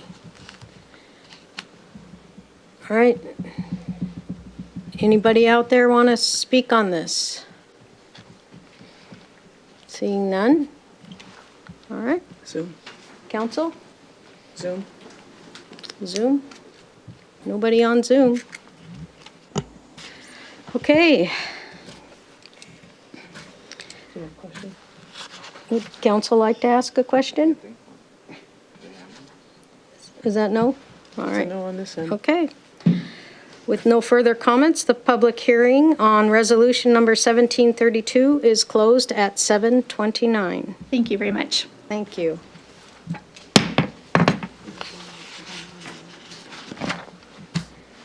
All right, we have no unfinished business. We are out, up to public comment. You have 3 minutes to speak. Michelle, would you like to read the rules? Public comment. When the clerk or mayor calls your name, please step up to the podium. You have 3 minutes to speak, and if you do not have to sign in. Please begin by stating your name and the city in which you reside for the record. This portion of the meeting is an opportunity for the council to hear from the community. It's not a time for questions. dialogue, or to have a back and forth discussion. At the mayor's discretion, questions raised during public comment may be referred to an appropriate staff member for a response outside of the meeting. As a reminder, state law does prohibit using public comment to campaign for, support, or oppose any candidate for an appointed or elected office. And Mayor, tonight we do have two people who have signed up for public comments. The first is Pam Johnson, 1109 Main Street, Sumner. Hi, my name is Pam Johnson. I own a business here in Sumner, 1109 Main Street. So I'm here tonight to talk about how concerned I am about the businesses in Sumner that are located mostly on Main Street.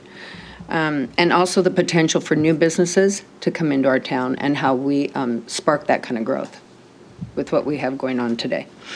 So I hear a great deal of rhetoric from the city in regard to how important businesses on Main Street are and regarding the vitality of those businesses on Main Street, yet I don't really see a whole lot of forward action movement in regard to that rhetoric. And what we business owners have witnessed is more of an effort to relocate the opportunities away from Sumner Main Street and away from the businesses that are currently there, some of which are hurting. In 1926, the Sumner's Tree of Light tradition started at the Ryan House. Lewis Ryan decorated holly on the front lawn with electric lights, and that's when the Christmas tree lighting went into effect in 1926. In Sumner Historical Society newsletter of 2018-2019 states the tree lighting, carolers, and I'm sure many of you remember the Light Up Main Street effort during the holidays. They spoke of that as the 92nd tree lighting event at the Ryan House. That was in the newsletter of 2018-2019, which was 6-7 years ago. Since then, we've had the tree lighting at the cannery. The ribbon cutting of the bridge was October 9th of 2019, the new bridge over here that is from Sumner to the cannery, and it appears that as of that time, the tree lighting and numerous events during that tree lighting event has occurred over at the cannery. I've heard that this was an ordinance that was approved by the city to move the Christmas tree lighting over to the cannery, and through due diligence on my part, I cannot find that ordinance anywhere in public records. So I would like to see that ordinance, as I've not been able to find that information anywhere. Lastly, I would also like to know when this activity at the cannery became sanctioned by the city of Sumner. I see a lot of dialogue in regard to support for the cannery and very little for the businesses on Sumner Main Street.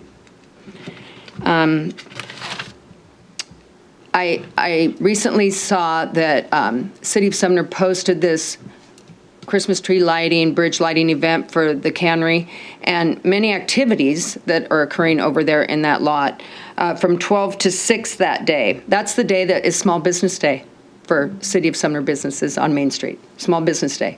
So we're going to advertise this heavily. We're going to have the reindeer, we're going to have a DJ, we're going to have a beer garden, we're going to have crafts, we're going to have vendors, we're going to have a big to-do over at the cannery. And your time is up. Thank you. Thank you. And we have Randall Adams, who has also signed up.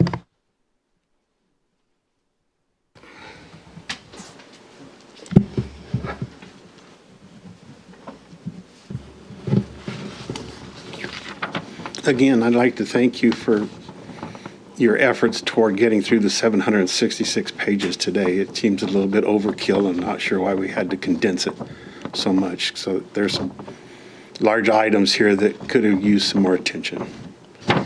I recently met with an official from a nearby county who told me that you're required to define how you're going to pay for all your projects before even beginning them. That does not preclude you from seeking grants to lower the internal cost, yet it must be set up at the outset of the project. Now we see an up to $14 million bond that will be the basis for the biosolids project because the hoped for grants did not materialize. Having this base funding originally set up is what is required of us, and I am not questioning that whatsoever. That's what we're supposed to do. What I am asking the city is in regards to our monthly utility bills to provide the specific monthly cost to the average utility ratepayer as to how much our bills are being affected by the debt that you're growing.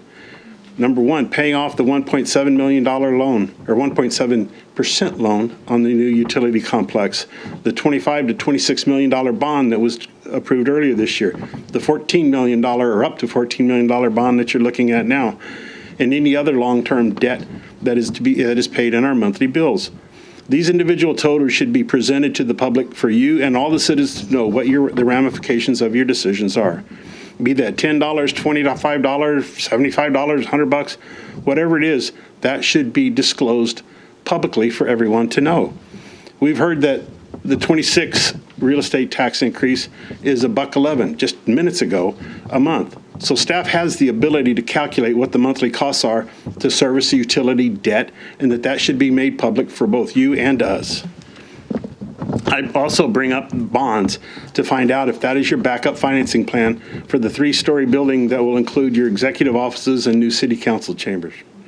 You know that there will be no grants for that, at least that portion of the project.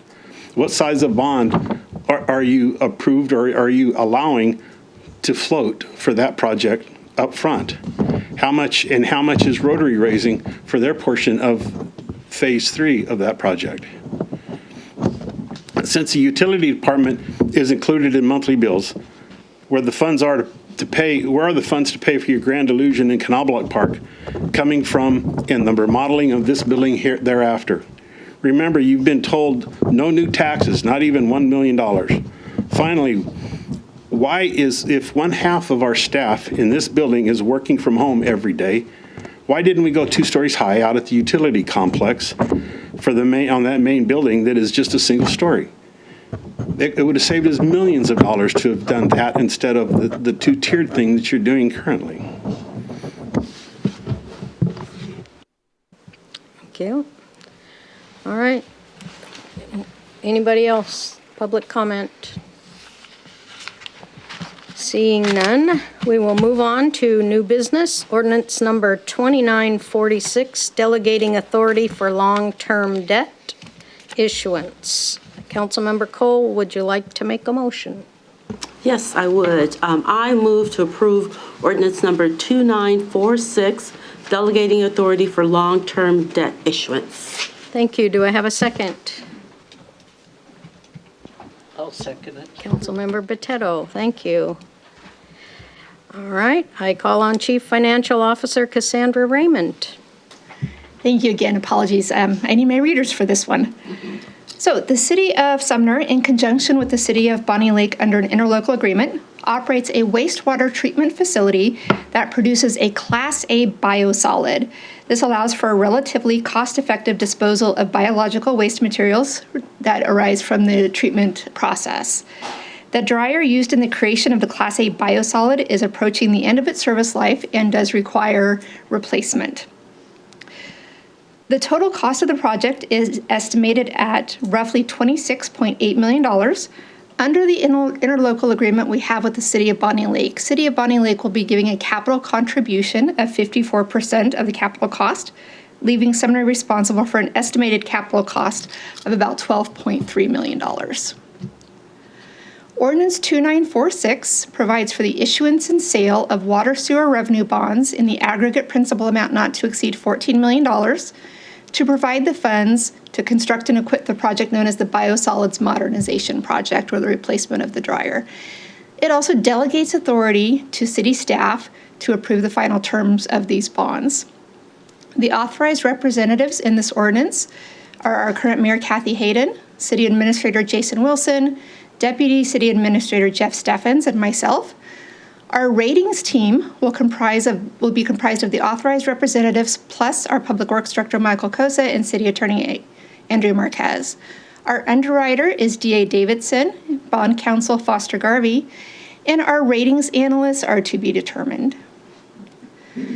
This ordinance will be the only action item needed by council. The authority under this ordinance will give the authorized representatives the authority to execute the bond sales contract and settle the final terms of the bonds within a very specific parameters set by this ordinance.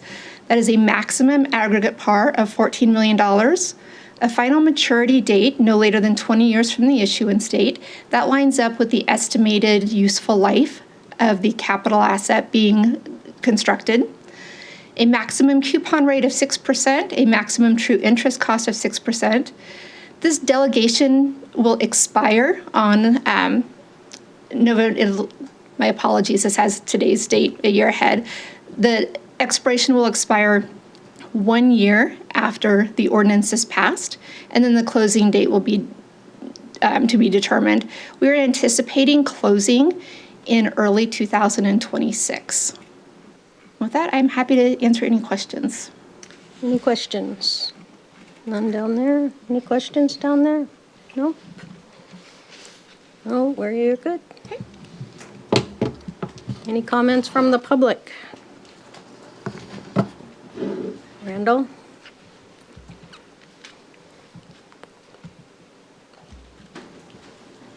I have great confidence in Cassandra and her ability to define for us how much on a monthly basis this will affect the utility bills. That's what I asked previously, and I think as we do this, it's probably going to have to be defined once they're sold, but we should have that specific information. If it's $1, if it's $50, whatever it is, we should have that information disseminated out in English, and that's for all of the bills on the utility department. The other question that I have, and that's because I've seen this elsewhere, and that is on municipal, tax-free municipal bonds, where local areas or local groups of people are able to participate in that process prior to going out to the whole world. And so that we could maybe even invest in our own city by taking part in that. Is that something that we have a willingness to even attempt to do? Thank you for your comments. All right. Will the clerk please call the roll? I have a question. You do? Yeah, it says any comments from the council. Okay, comments from the council. Thanks, sorry. I would ask the question is, can local people participate in the purchasing of these bonds? I would need to circle back with you on that. Okay. So the way that the sale occurred on our Public Works Operations facility is the bonds are actually priced and then they are put onto the open market. Mm-hmm. And so they're able to be essentially acquired by anyone who has access, a broker, going through a brokerage, that kind of situation. I could certainly check and see if there's, what the parameters would be for any kind of that access. Thank you. So Dave Trageser from D.A. Davidson has joined us virtually, and I see that he has kindly offered to jump in here. Thank you. Hey, good evening. Thank you, Cassandra, Mayor and Council. I'm Dave Trageser, Managing Director with D.A. Davidson, a longtime bond underwriter for the city. The question of local sales, it can be put together. Typically, if that's an interest of the city, we do a news release. And then during the actual public sale of the bonds, we could give priority to any local retail investor who would be interested in purchasing the bonds. Typically, this type of bond issue, giving us more than $10 million, the city has a very strong AA outstanding rating, and these are long-term fixed-rate tax-exempt bonds. Most of the interest is from institutional investors, banks, financial institutions, other tax-exempt money market funds, or other long-term bond funds that buy these bonds. Most retail investors that are investing in tax-exempt bonds may consider the yields on these bonds to be too low, but we will certainly make the opportunity available if somebody would like to consider them for the bond sale. Our current schedule is the bonds would not be priced or sold, until late January, early February of next year. So we have plenty of time to work out the details of that. And I'd be glad to answer any other questions you may have. Great. Thank you very much. Thank you, Dave. Andy, go ahead. Yeah, just curious. I did appreciate the question about the utility rates. And I know on the presentation we did on October 20th, it had a little part of the bar of how much the cost was, but it didn't have a dollar amount. So it seems like you are tracking it. Is that correct? As far as how much the debt service is on our utility rates?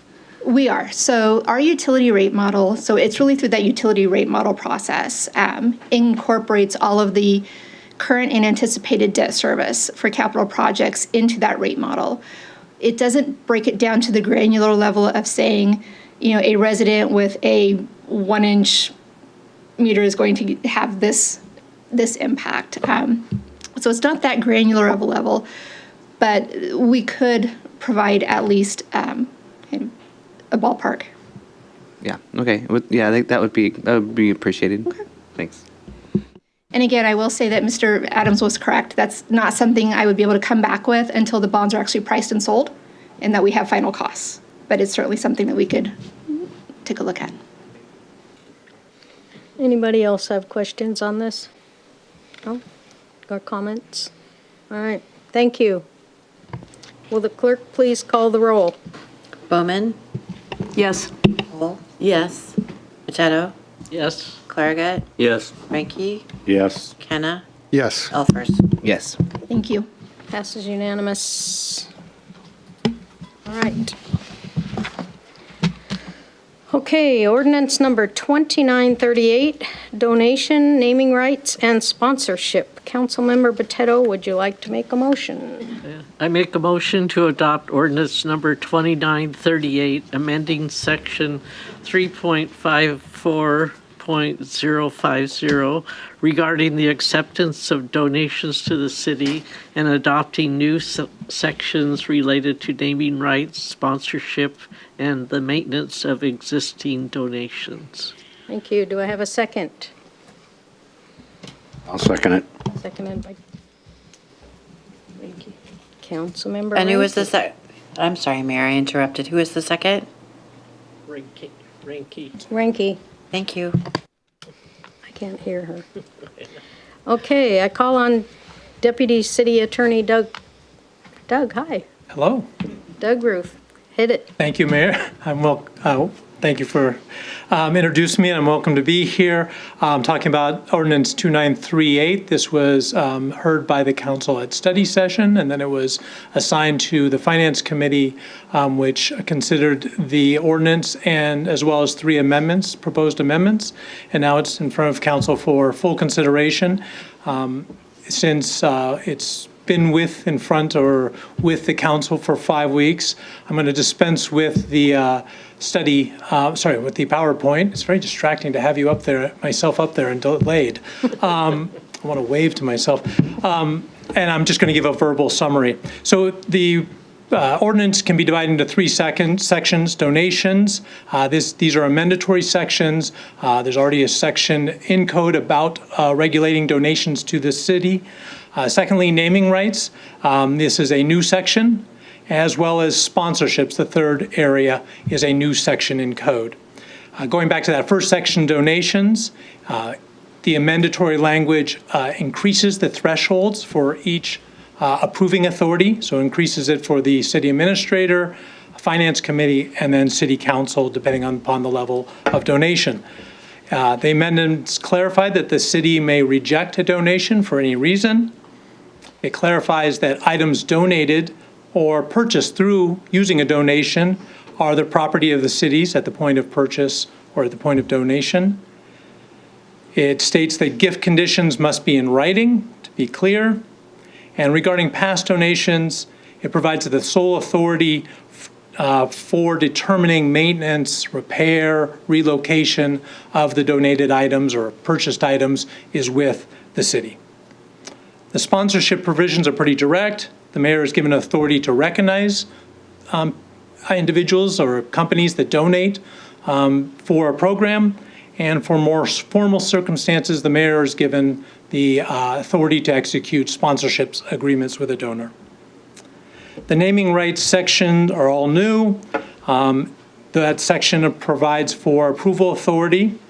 So for the city council, they would have approval authority for all donations that provide for naming rights of $50,000 or above, or any parks or facilities, no matter the amount. The mayor would have the authority to approve a naming rights donation for portions of a park or facility or for items if they're under $50,000. So if somebody wants to have their name on a pencil sharpener, if it's worth more than $50,000, then it's going to the city council. If it's under $50,000, the mayor could approve that.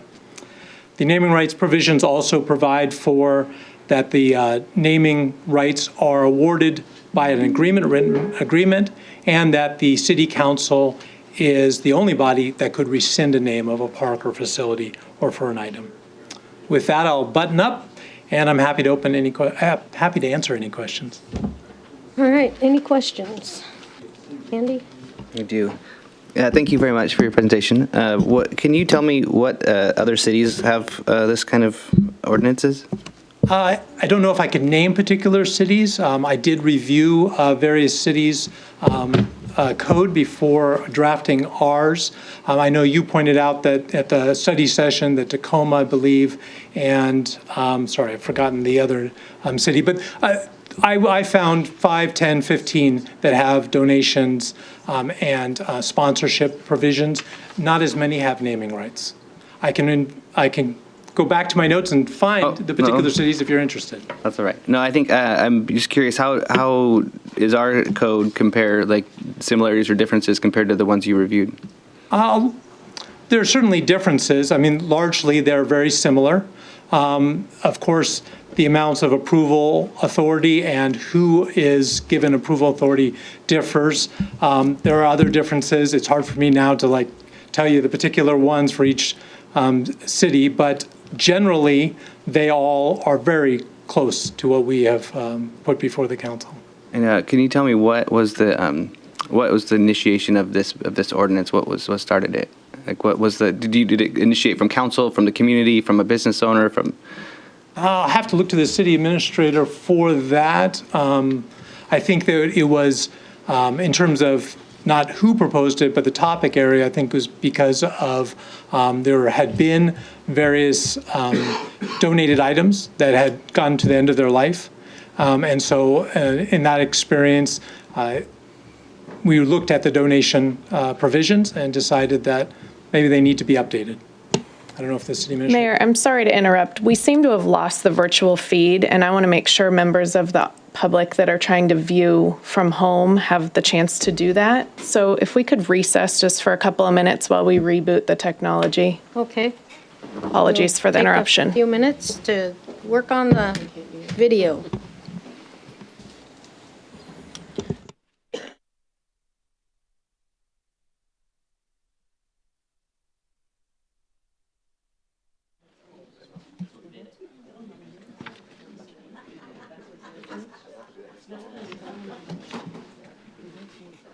Yeah, can you answer that question? Want to get back? I've heard it.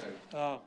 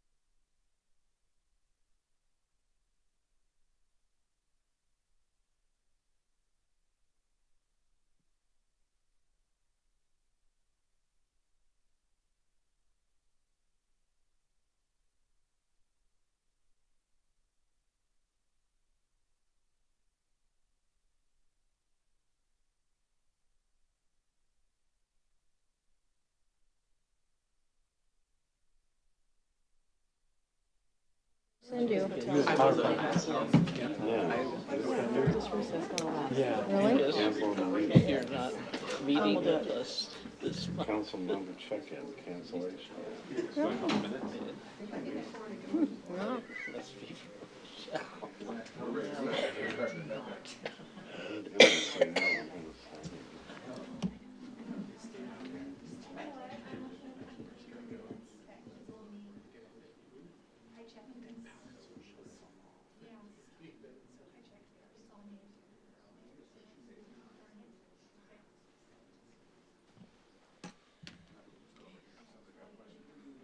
Yeah. Maybe. Okay, we are back to business at 7:57. Sorry about that. Minor little bump in the road there. Go ahead, Doug. Yeah, I think we were talking about what was the impetus for the ordinance. And I can address that a little bit, and then I'll turn to our city administrator. As I mentioned before, I think the donations mandatory sections were because various events had led us to look at the donation section and think about updating it. The naming rights, I think, were suggested because we're looking forward. We have many capital projects, and there will be a potential for situations where we would be naming facilities and or properties. And then the sponsorship was by looking at the other cities, as you mentioned before. That's what we usually do, is look at other city codes. We saw that there were sponsorship provisions in there, and that sort of triggered a thought that, yes, that could be a possibility in the city. A city this size doesn't have a lot of options for sponsorship, but it does occur, and it's better to get those adopted now than to wait for an opportunity and not have to have language in the code.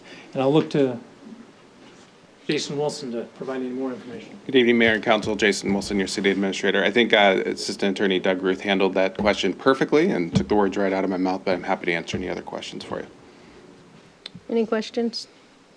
No. Any questions down here? I had a couple. I would Okay, just Andy, like to. go ahead. I think I have a few things I'm still uncomfortable with this one. I think I would like to make a motion to postpone this until our next regular meeting. I'll second it. Point of order, can I get clarification on what those issues are before deciding on that? Yeah, sure. I think we just, to me, when you look at this compared to other ordinances, it's a very commercialized. It's very much focused on fundraising. I feel like the naming rights and specifically is just something I'm not sure I understand the ramifications. I feel like I think it's important to involve the community. I also think it's important to have the ability to respect the donor. So I just feel like, to me, I'm not quite digesting. I feel like I've been trying to figure it out, and I haven't had the time to understand what potential costs, benefits, pros and cons on like what could happen, because I don't think a lot of cities have done naming rights, and I think it's just not something we've discussed as a council. So I feel like just to have a chance to digest that, we've had a pretty full meeting tonight also. So, Councilmember Elfers, I just want to interject to give you the proper terminology. Are you suggesting to postpone the item to a date certain, to a future regular council meeting? yes, I would say to make a motion to postpone this until the meeting on the next regular scheduled council meeting, which should be November 17th. Okay, and so now that proper motion's on the floor, do we have a second to that motion? I'll second it. Thank you. Can I ask, do we get a question before voting at this point? Yes, it is debatable, yes. Okay. Mayor, can I ask a question? Yes, please. Is there anything in terms of timeline that is pressing on this one that we should decide tonight, or a couple of weeks to process and ask questions further? Is that okay? A couple of weeks to process is absolutely fine. There's nothing that is pressing at this time. From a staff perspective, just bringing it back to the next regular council meeting doesn't change anything from tonight. So it may not be the best venue to bring it back to if council wants to debate about the item or propose other amendments. All right. I got something. City Administrator, can you tell us when it might be appropriate to bring it back, if there needs to be digestion of this topic? Sure, if you just want 2 weeks to digest it and then bring it back for a vote, the 17th is appropriate. If you want to bring it back for further council discussion, it'd be most appropriate at a study session. I don't have the calendar in front of me. I can't guarantee that would happen before the end of the year. It might be January before we could get it back for a study session. What do you think? Would anybody else be okay with that? I think just to have a couple more discussion items. I think I would happily do the study session because I think it would just allow us to have a conversation if it's not urgent.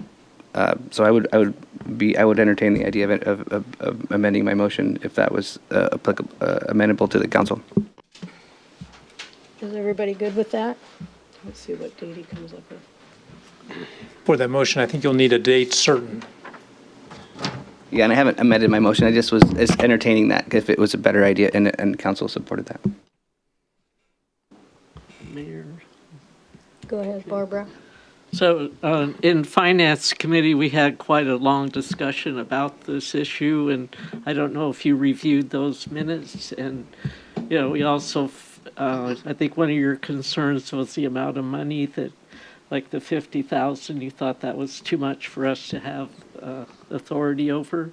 But we decided that since we know our council members, if we thought that was something that was uncomfortable for us to make that decision, we would refer back to the council. Yeah, I wasn't really bringing that up tonight. I think I'm just really trying to figure out the naming rights. I think that the donation amounts are really consistent with the other items that the Finance Committee already has approval for, so I don't feel like that's an issue that I'm feeling. The naming rights are new, they're not very common, and I think it'd be worthwhile to have a discussion about the naming rights. I'd love to hear, for example, from Sumner Pine Lake School District. They had naming rights on the stadium.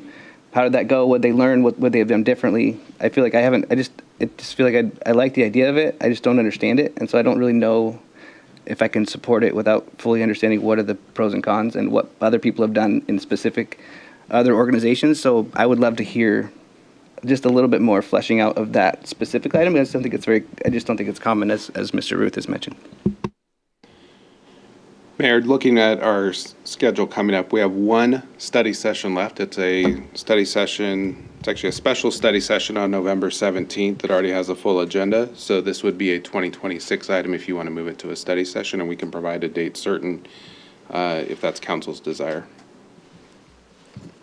Okay. Are you good with that?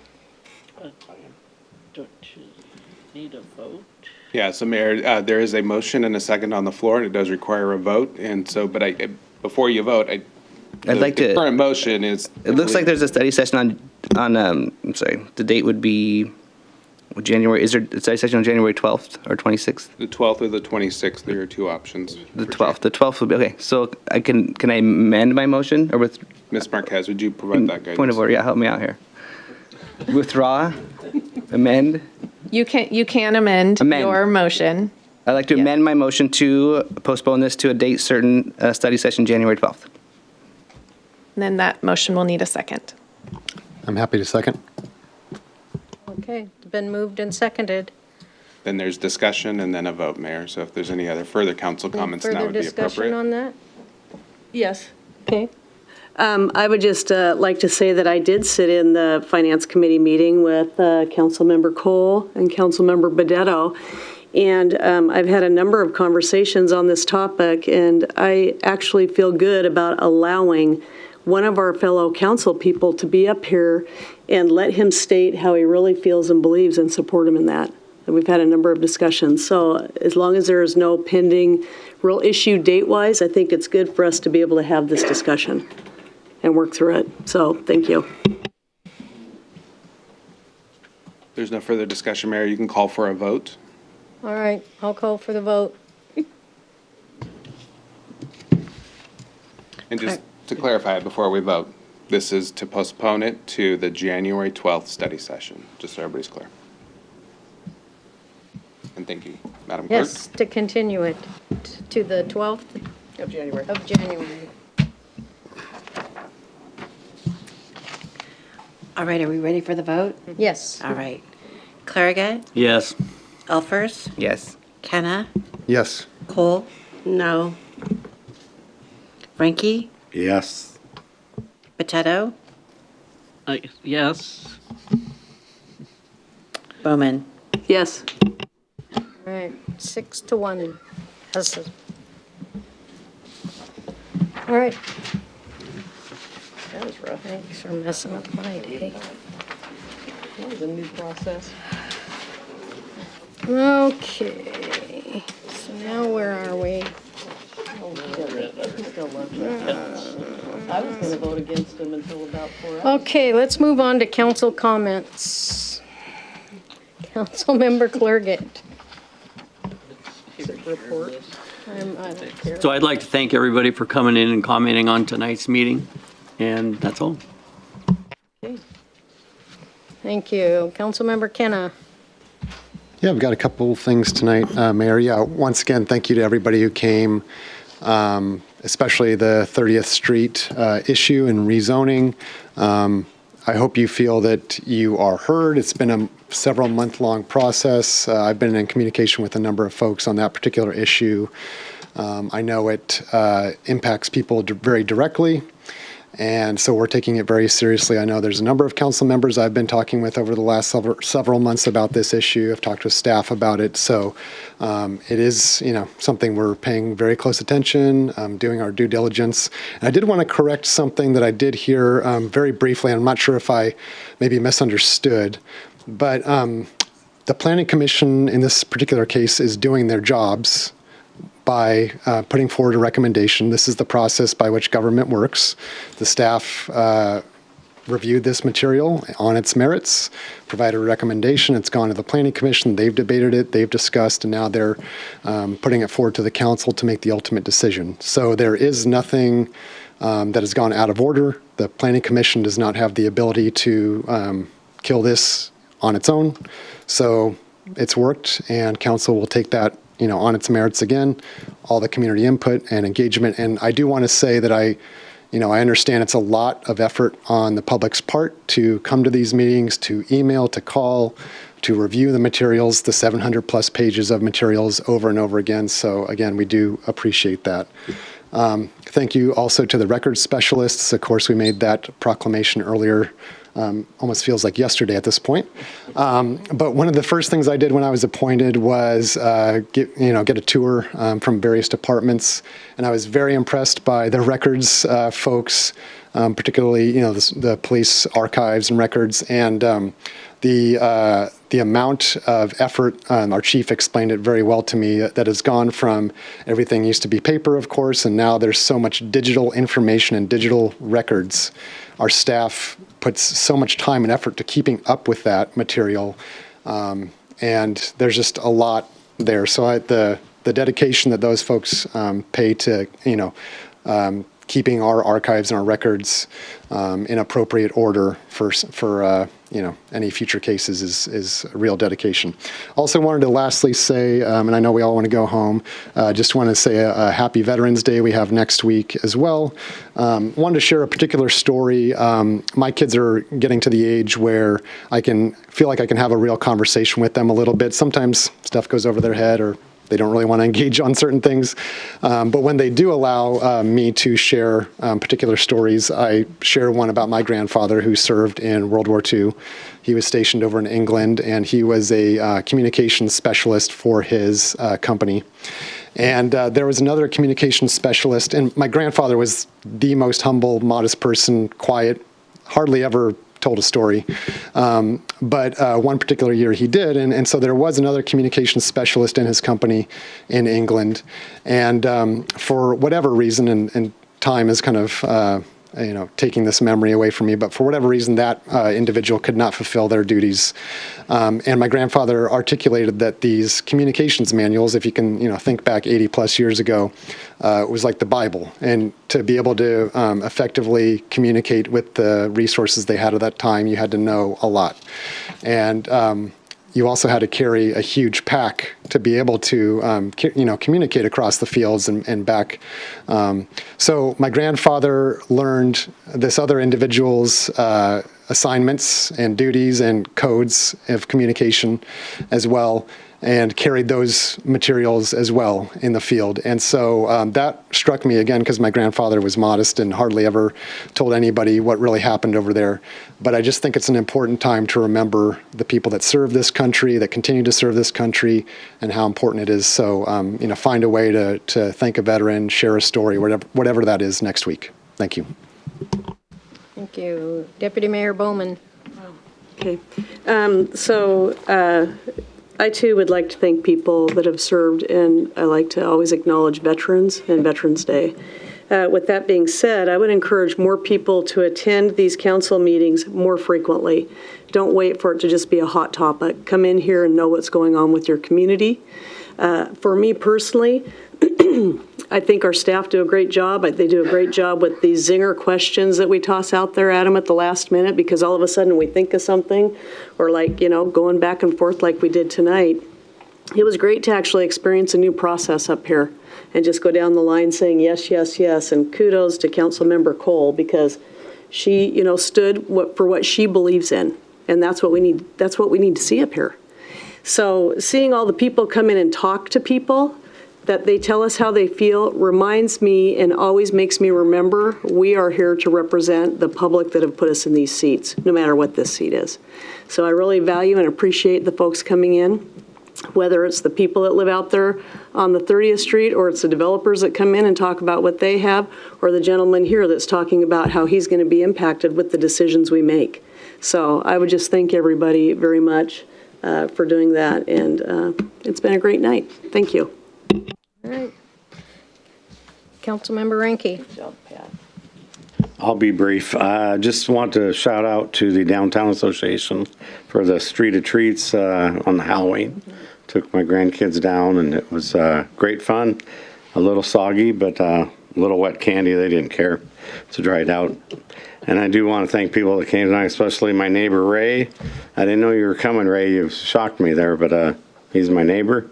Came down and talked tonight. I appreciate that. And anybody else that talked tonight, too. It was good to see a big crowd here tonight and people saying how they feel. So with that, I'll leave it at that, and thank you.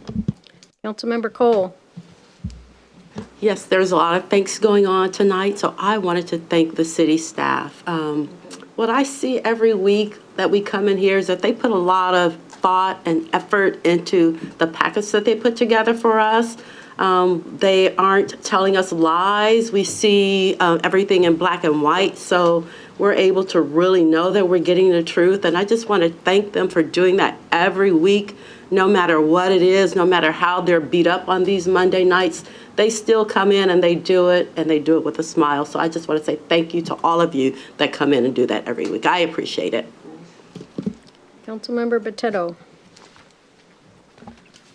First, I'd like to thank the service of the law enforcement records specialist, and we're glad that they're here to take care of all the different documents that they have to work with.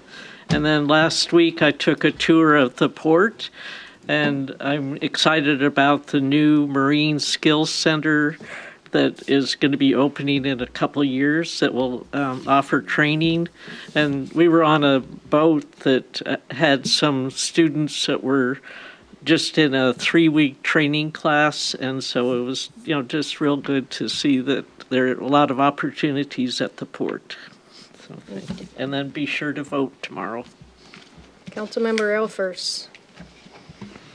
I got to say, happy Veterans Day coming up, and Halloween was pretty fun, so I did appreciate that. I got to walk around with my son and get soaking wet, so that was a memorable experience, and he was really excited for the folks who hand out the, what did he call them? He called them the king-sizers. There's some folks who hand out king-size candy bars, and he was very specific on which houses he knew from last year who had done it before, and so anybody who wants to hand out king-size candy bars, you will attract kids. Also, just again, I think I counted just under 20 public comments. Thank you so much, public, coming in. Appreciate that. It's great to hear your perspective. A couple of these issues are a little tricky, and there's not a really obvious answer. So it's nice to hear perspectives and hear feedback. So thank you for that. And then I did on the 22nd. I mentioned last meeting that I was going to do a tour of SeaTac Airport. There's a lot of information there. Did a tour on October 22nd.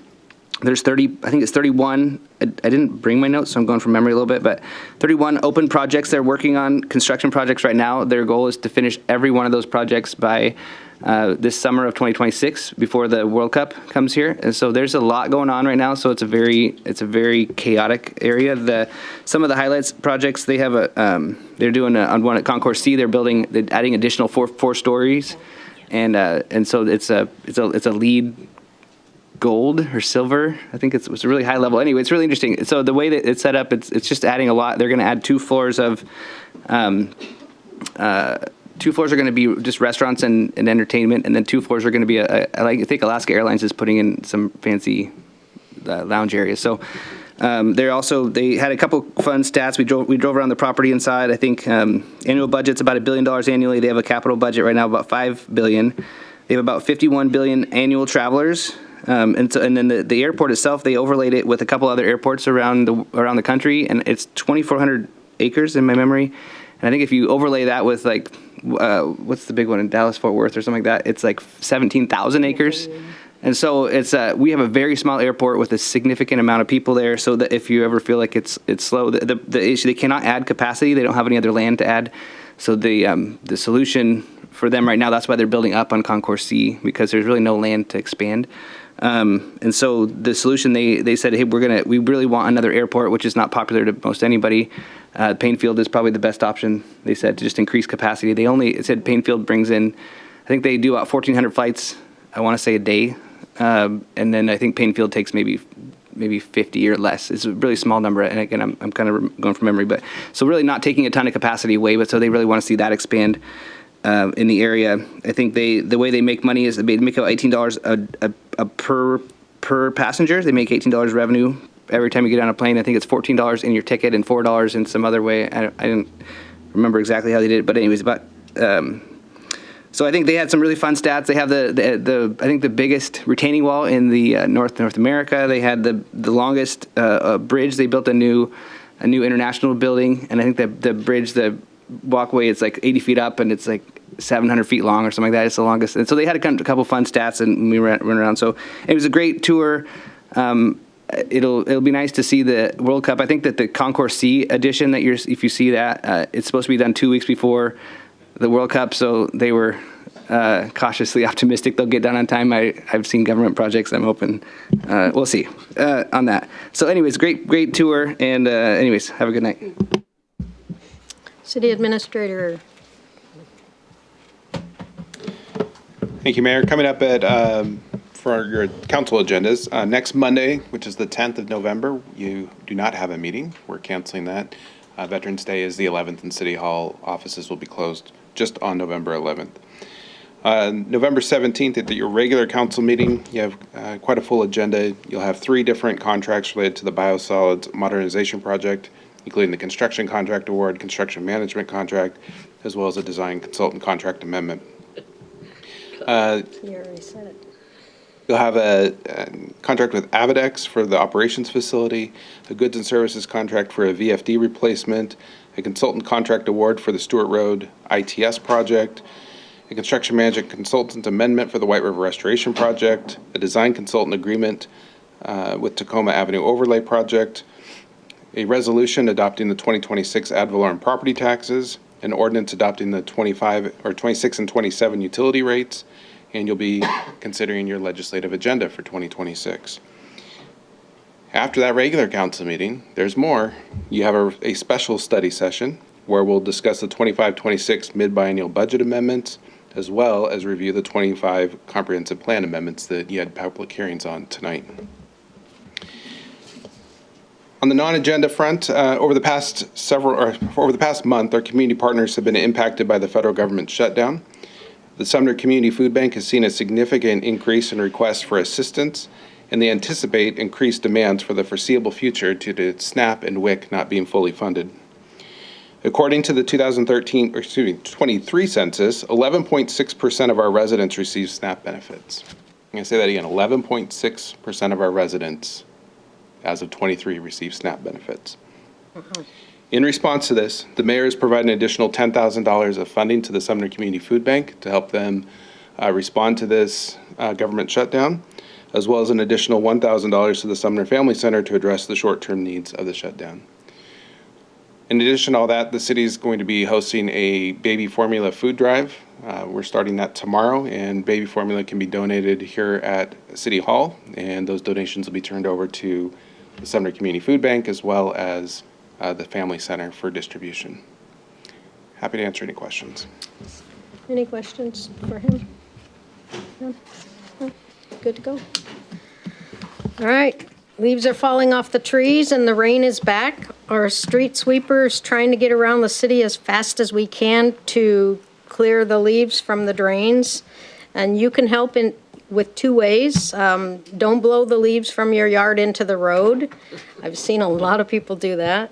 That slows down the sweeper, makes it harder to reach more roads. And second, if you see a drain clogged with leaves, help them get out of the way so that the water can go down the drains. So with that being said, I will adjourn this meeting at 8:22.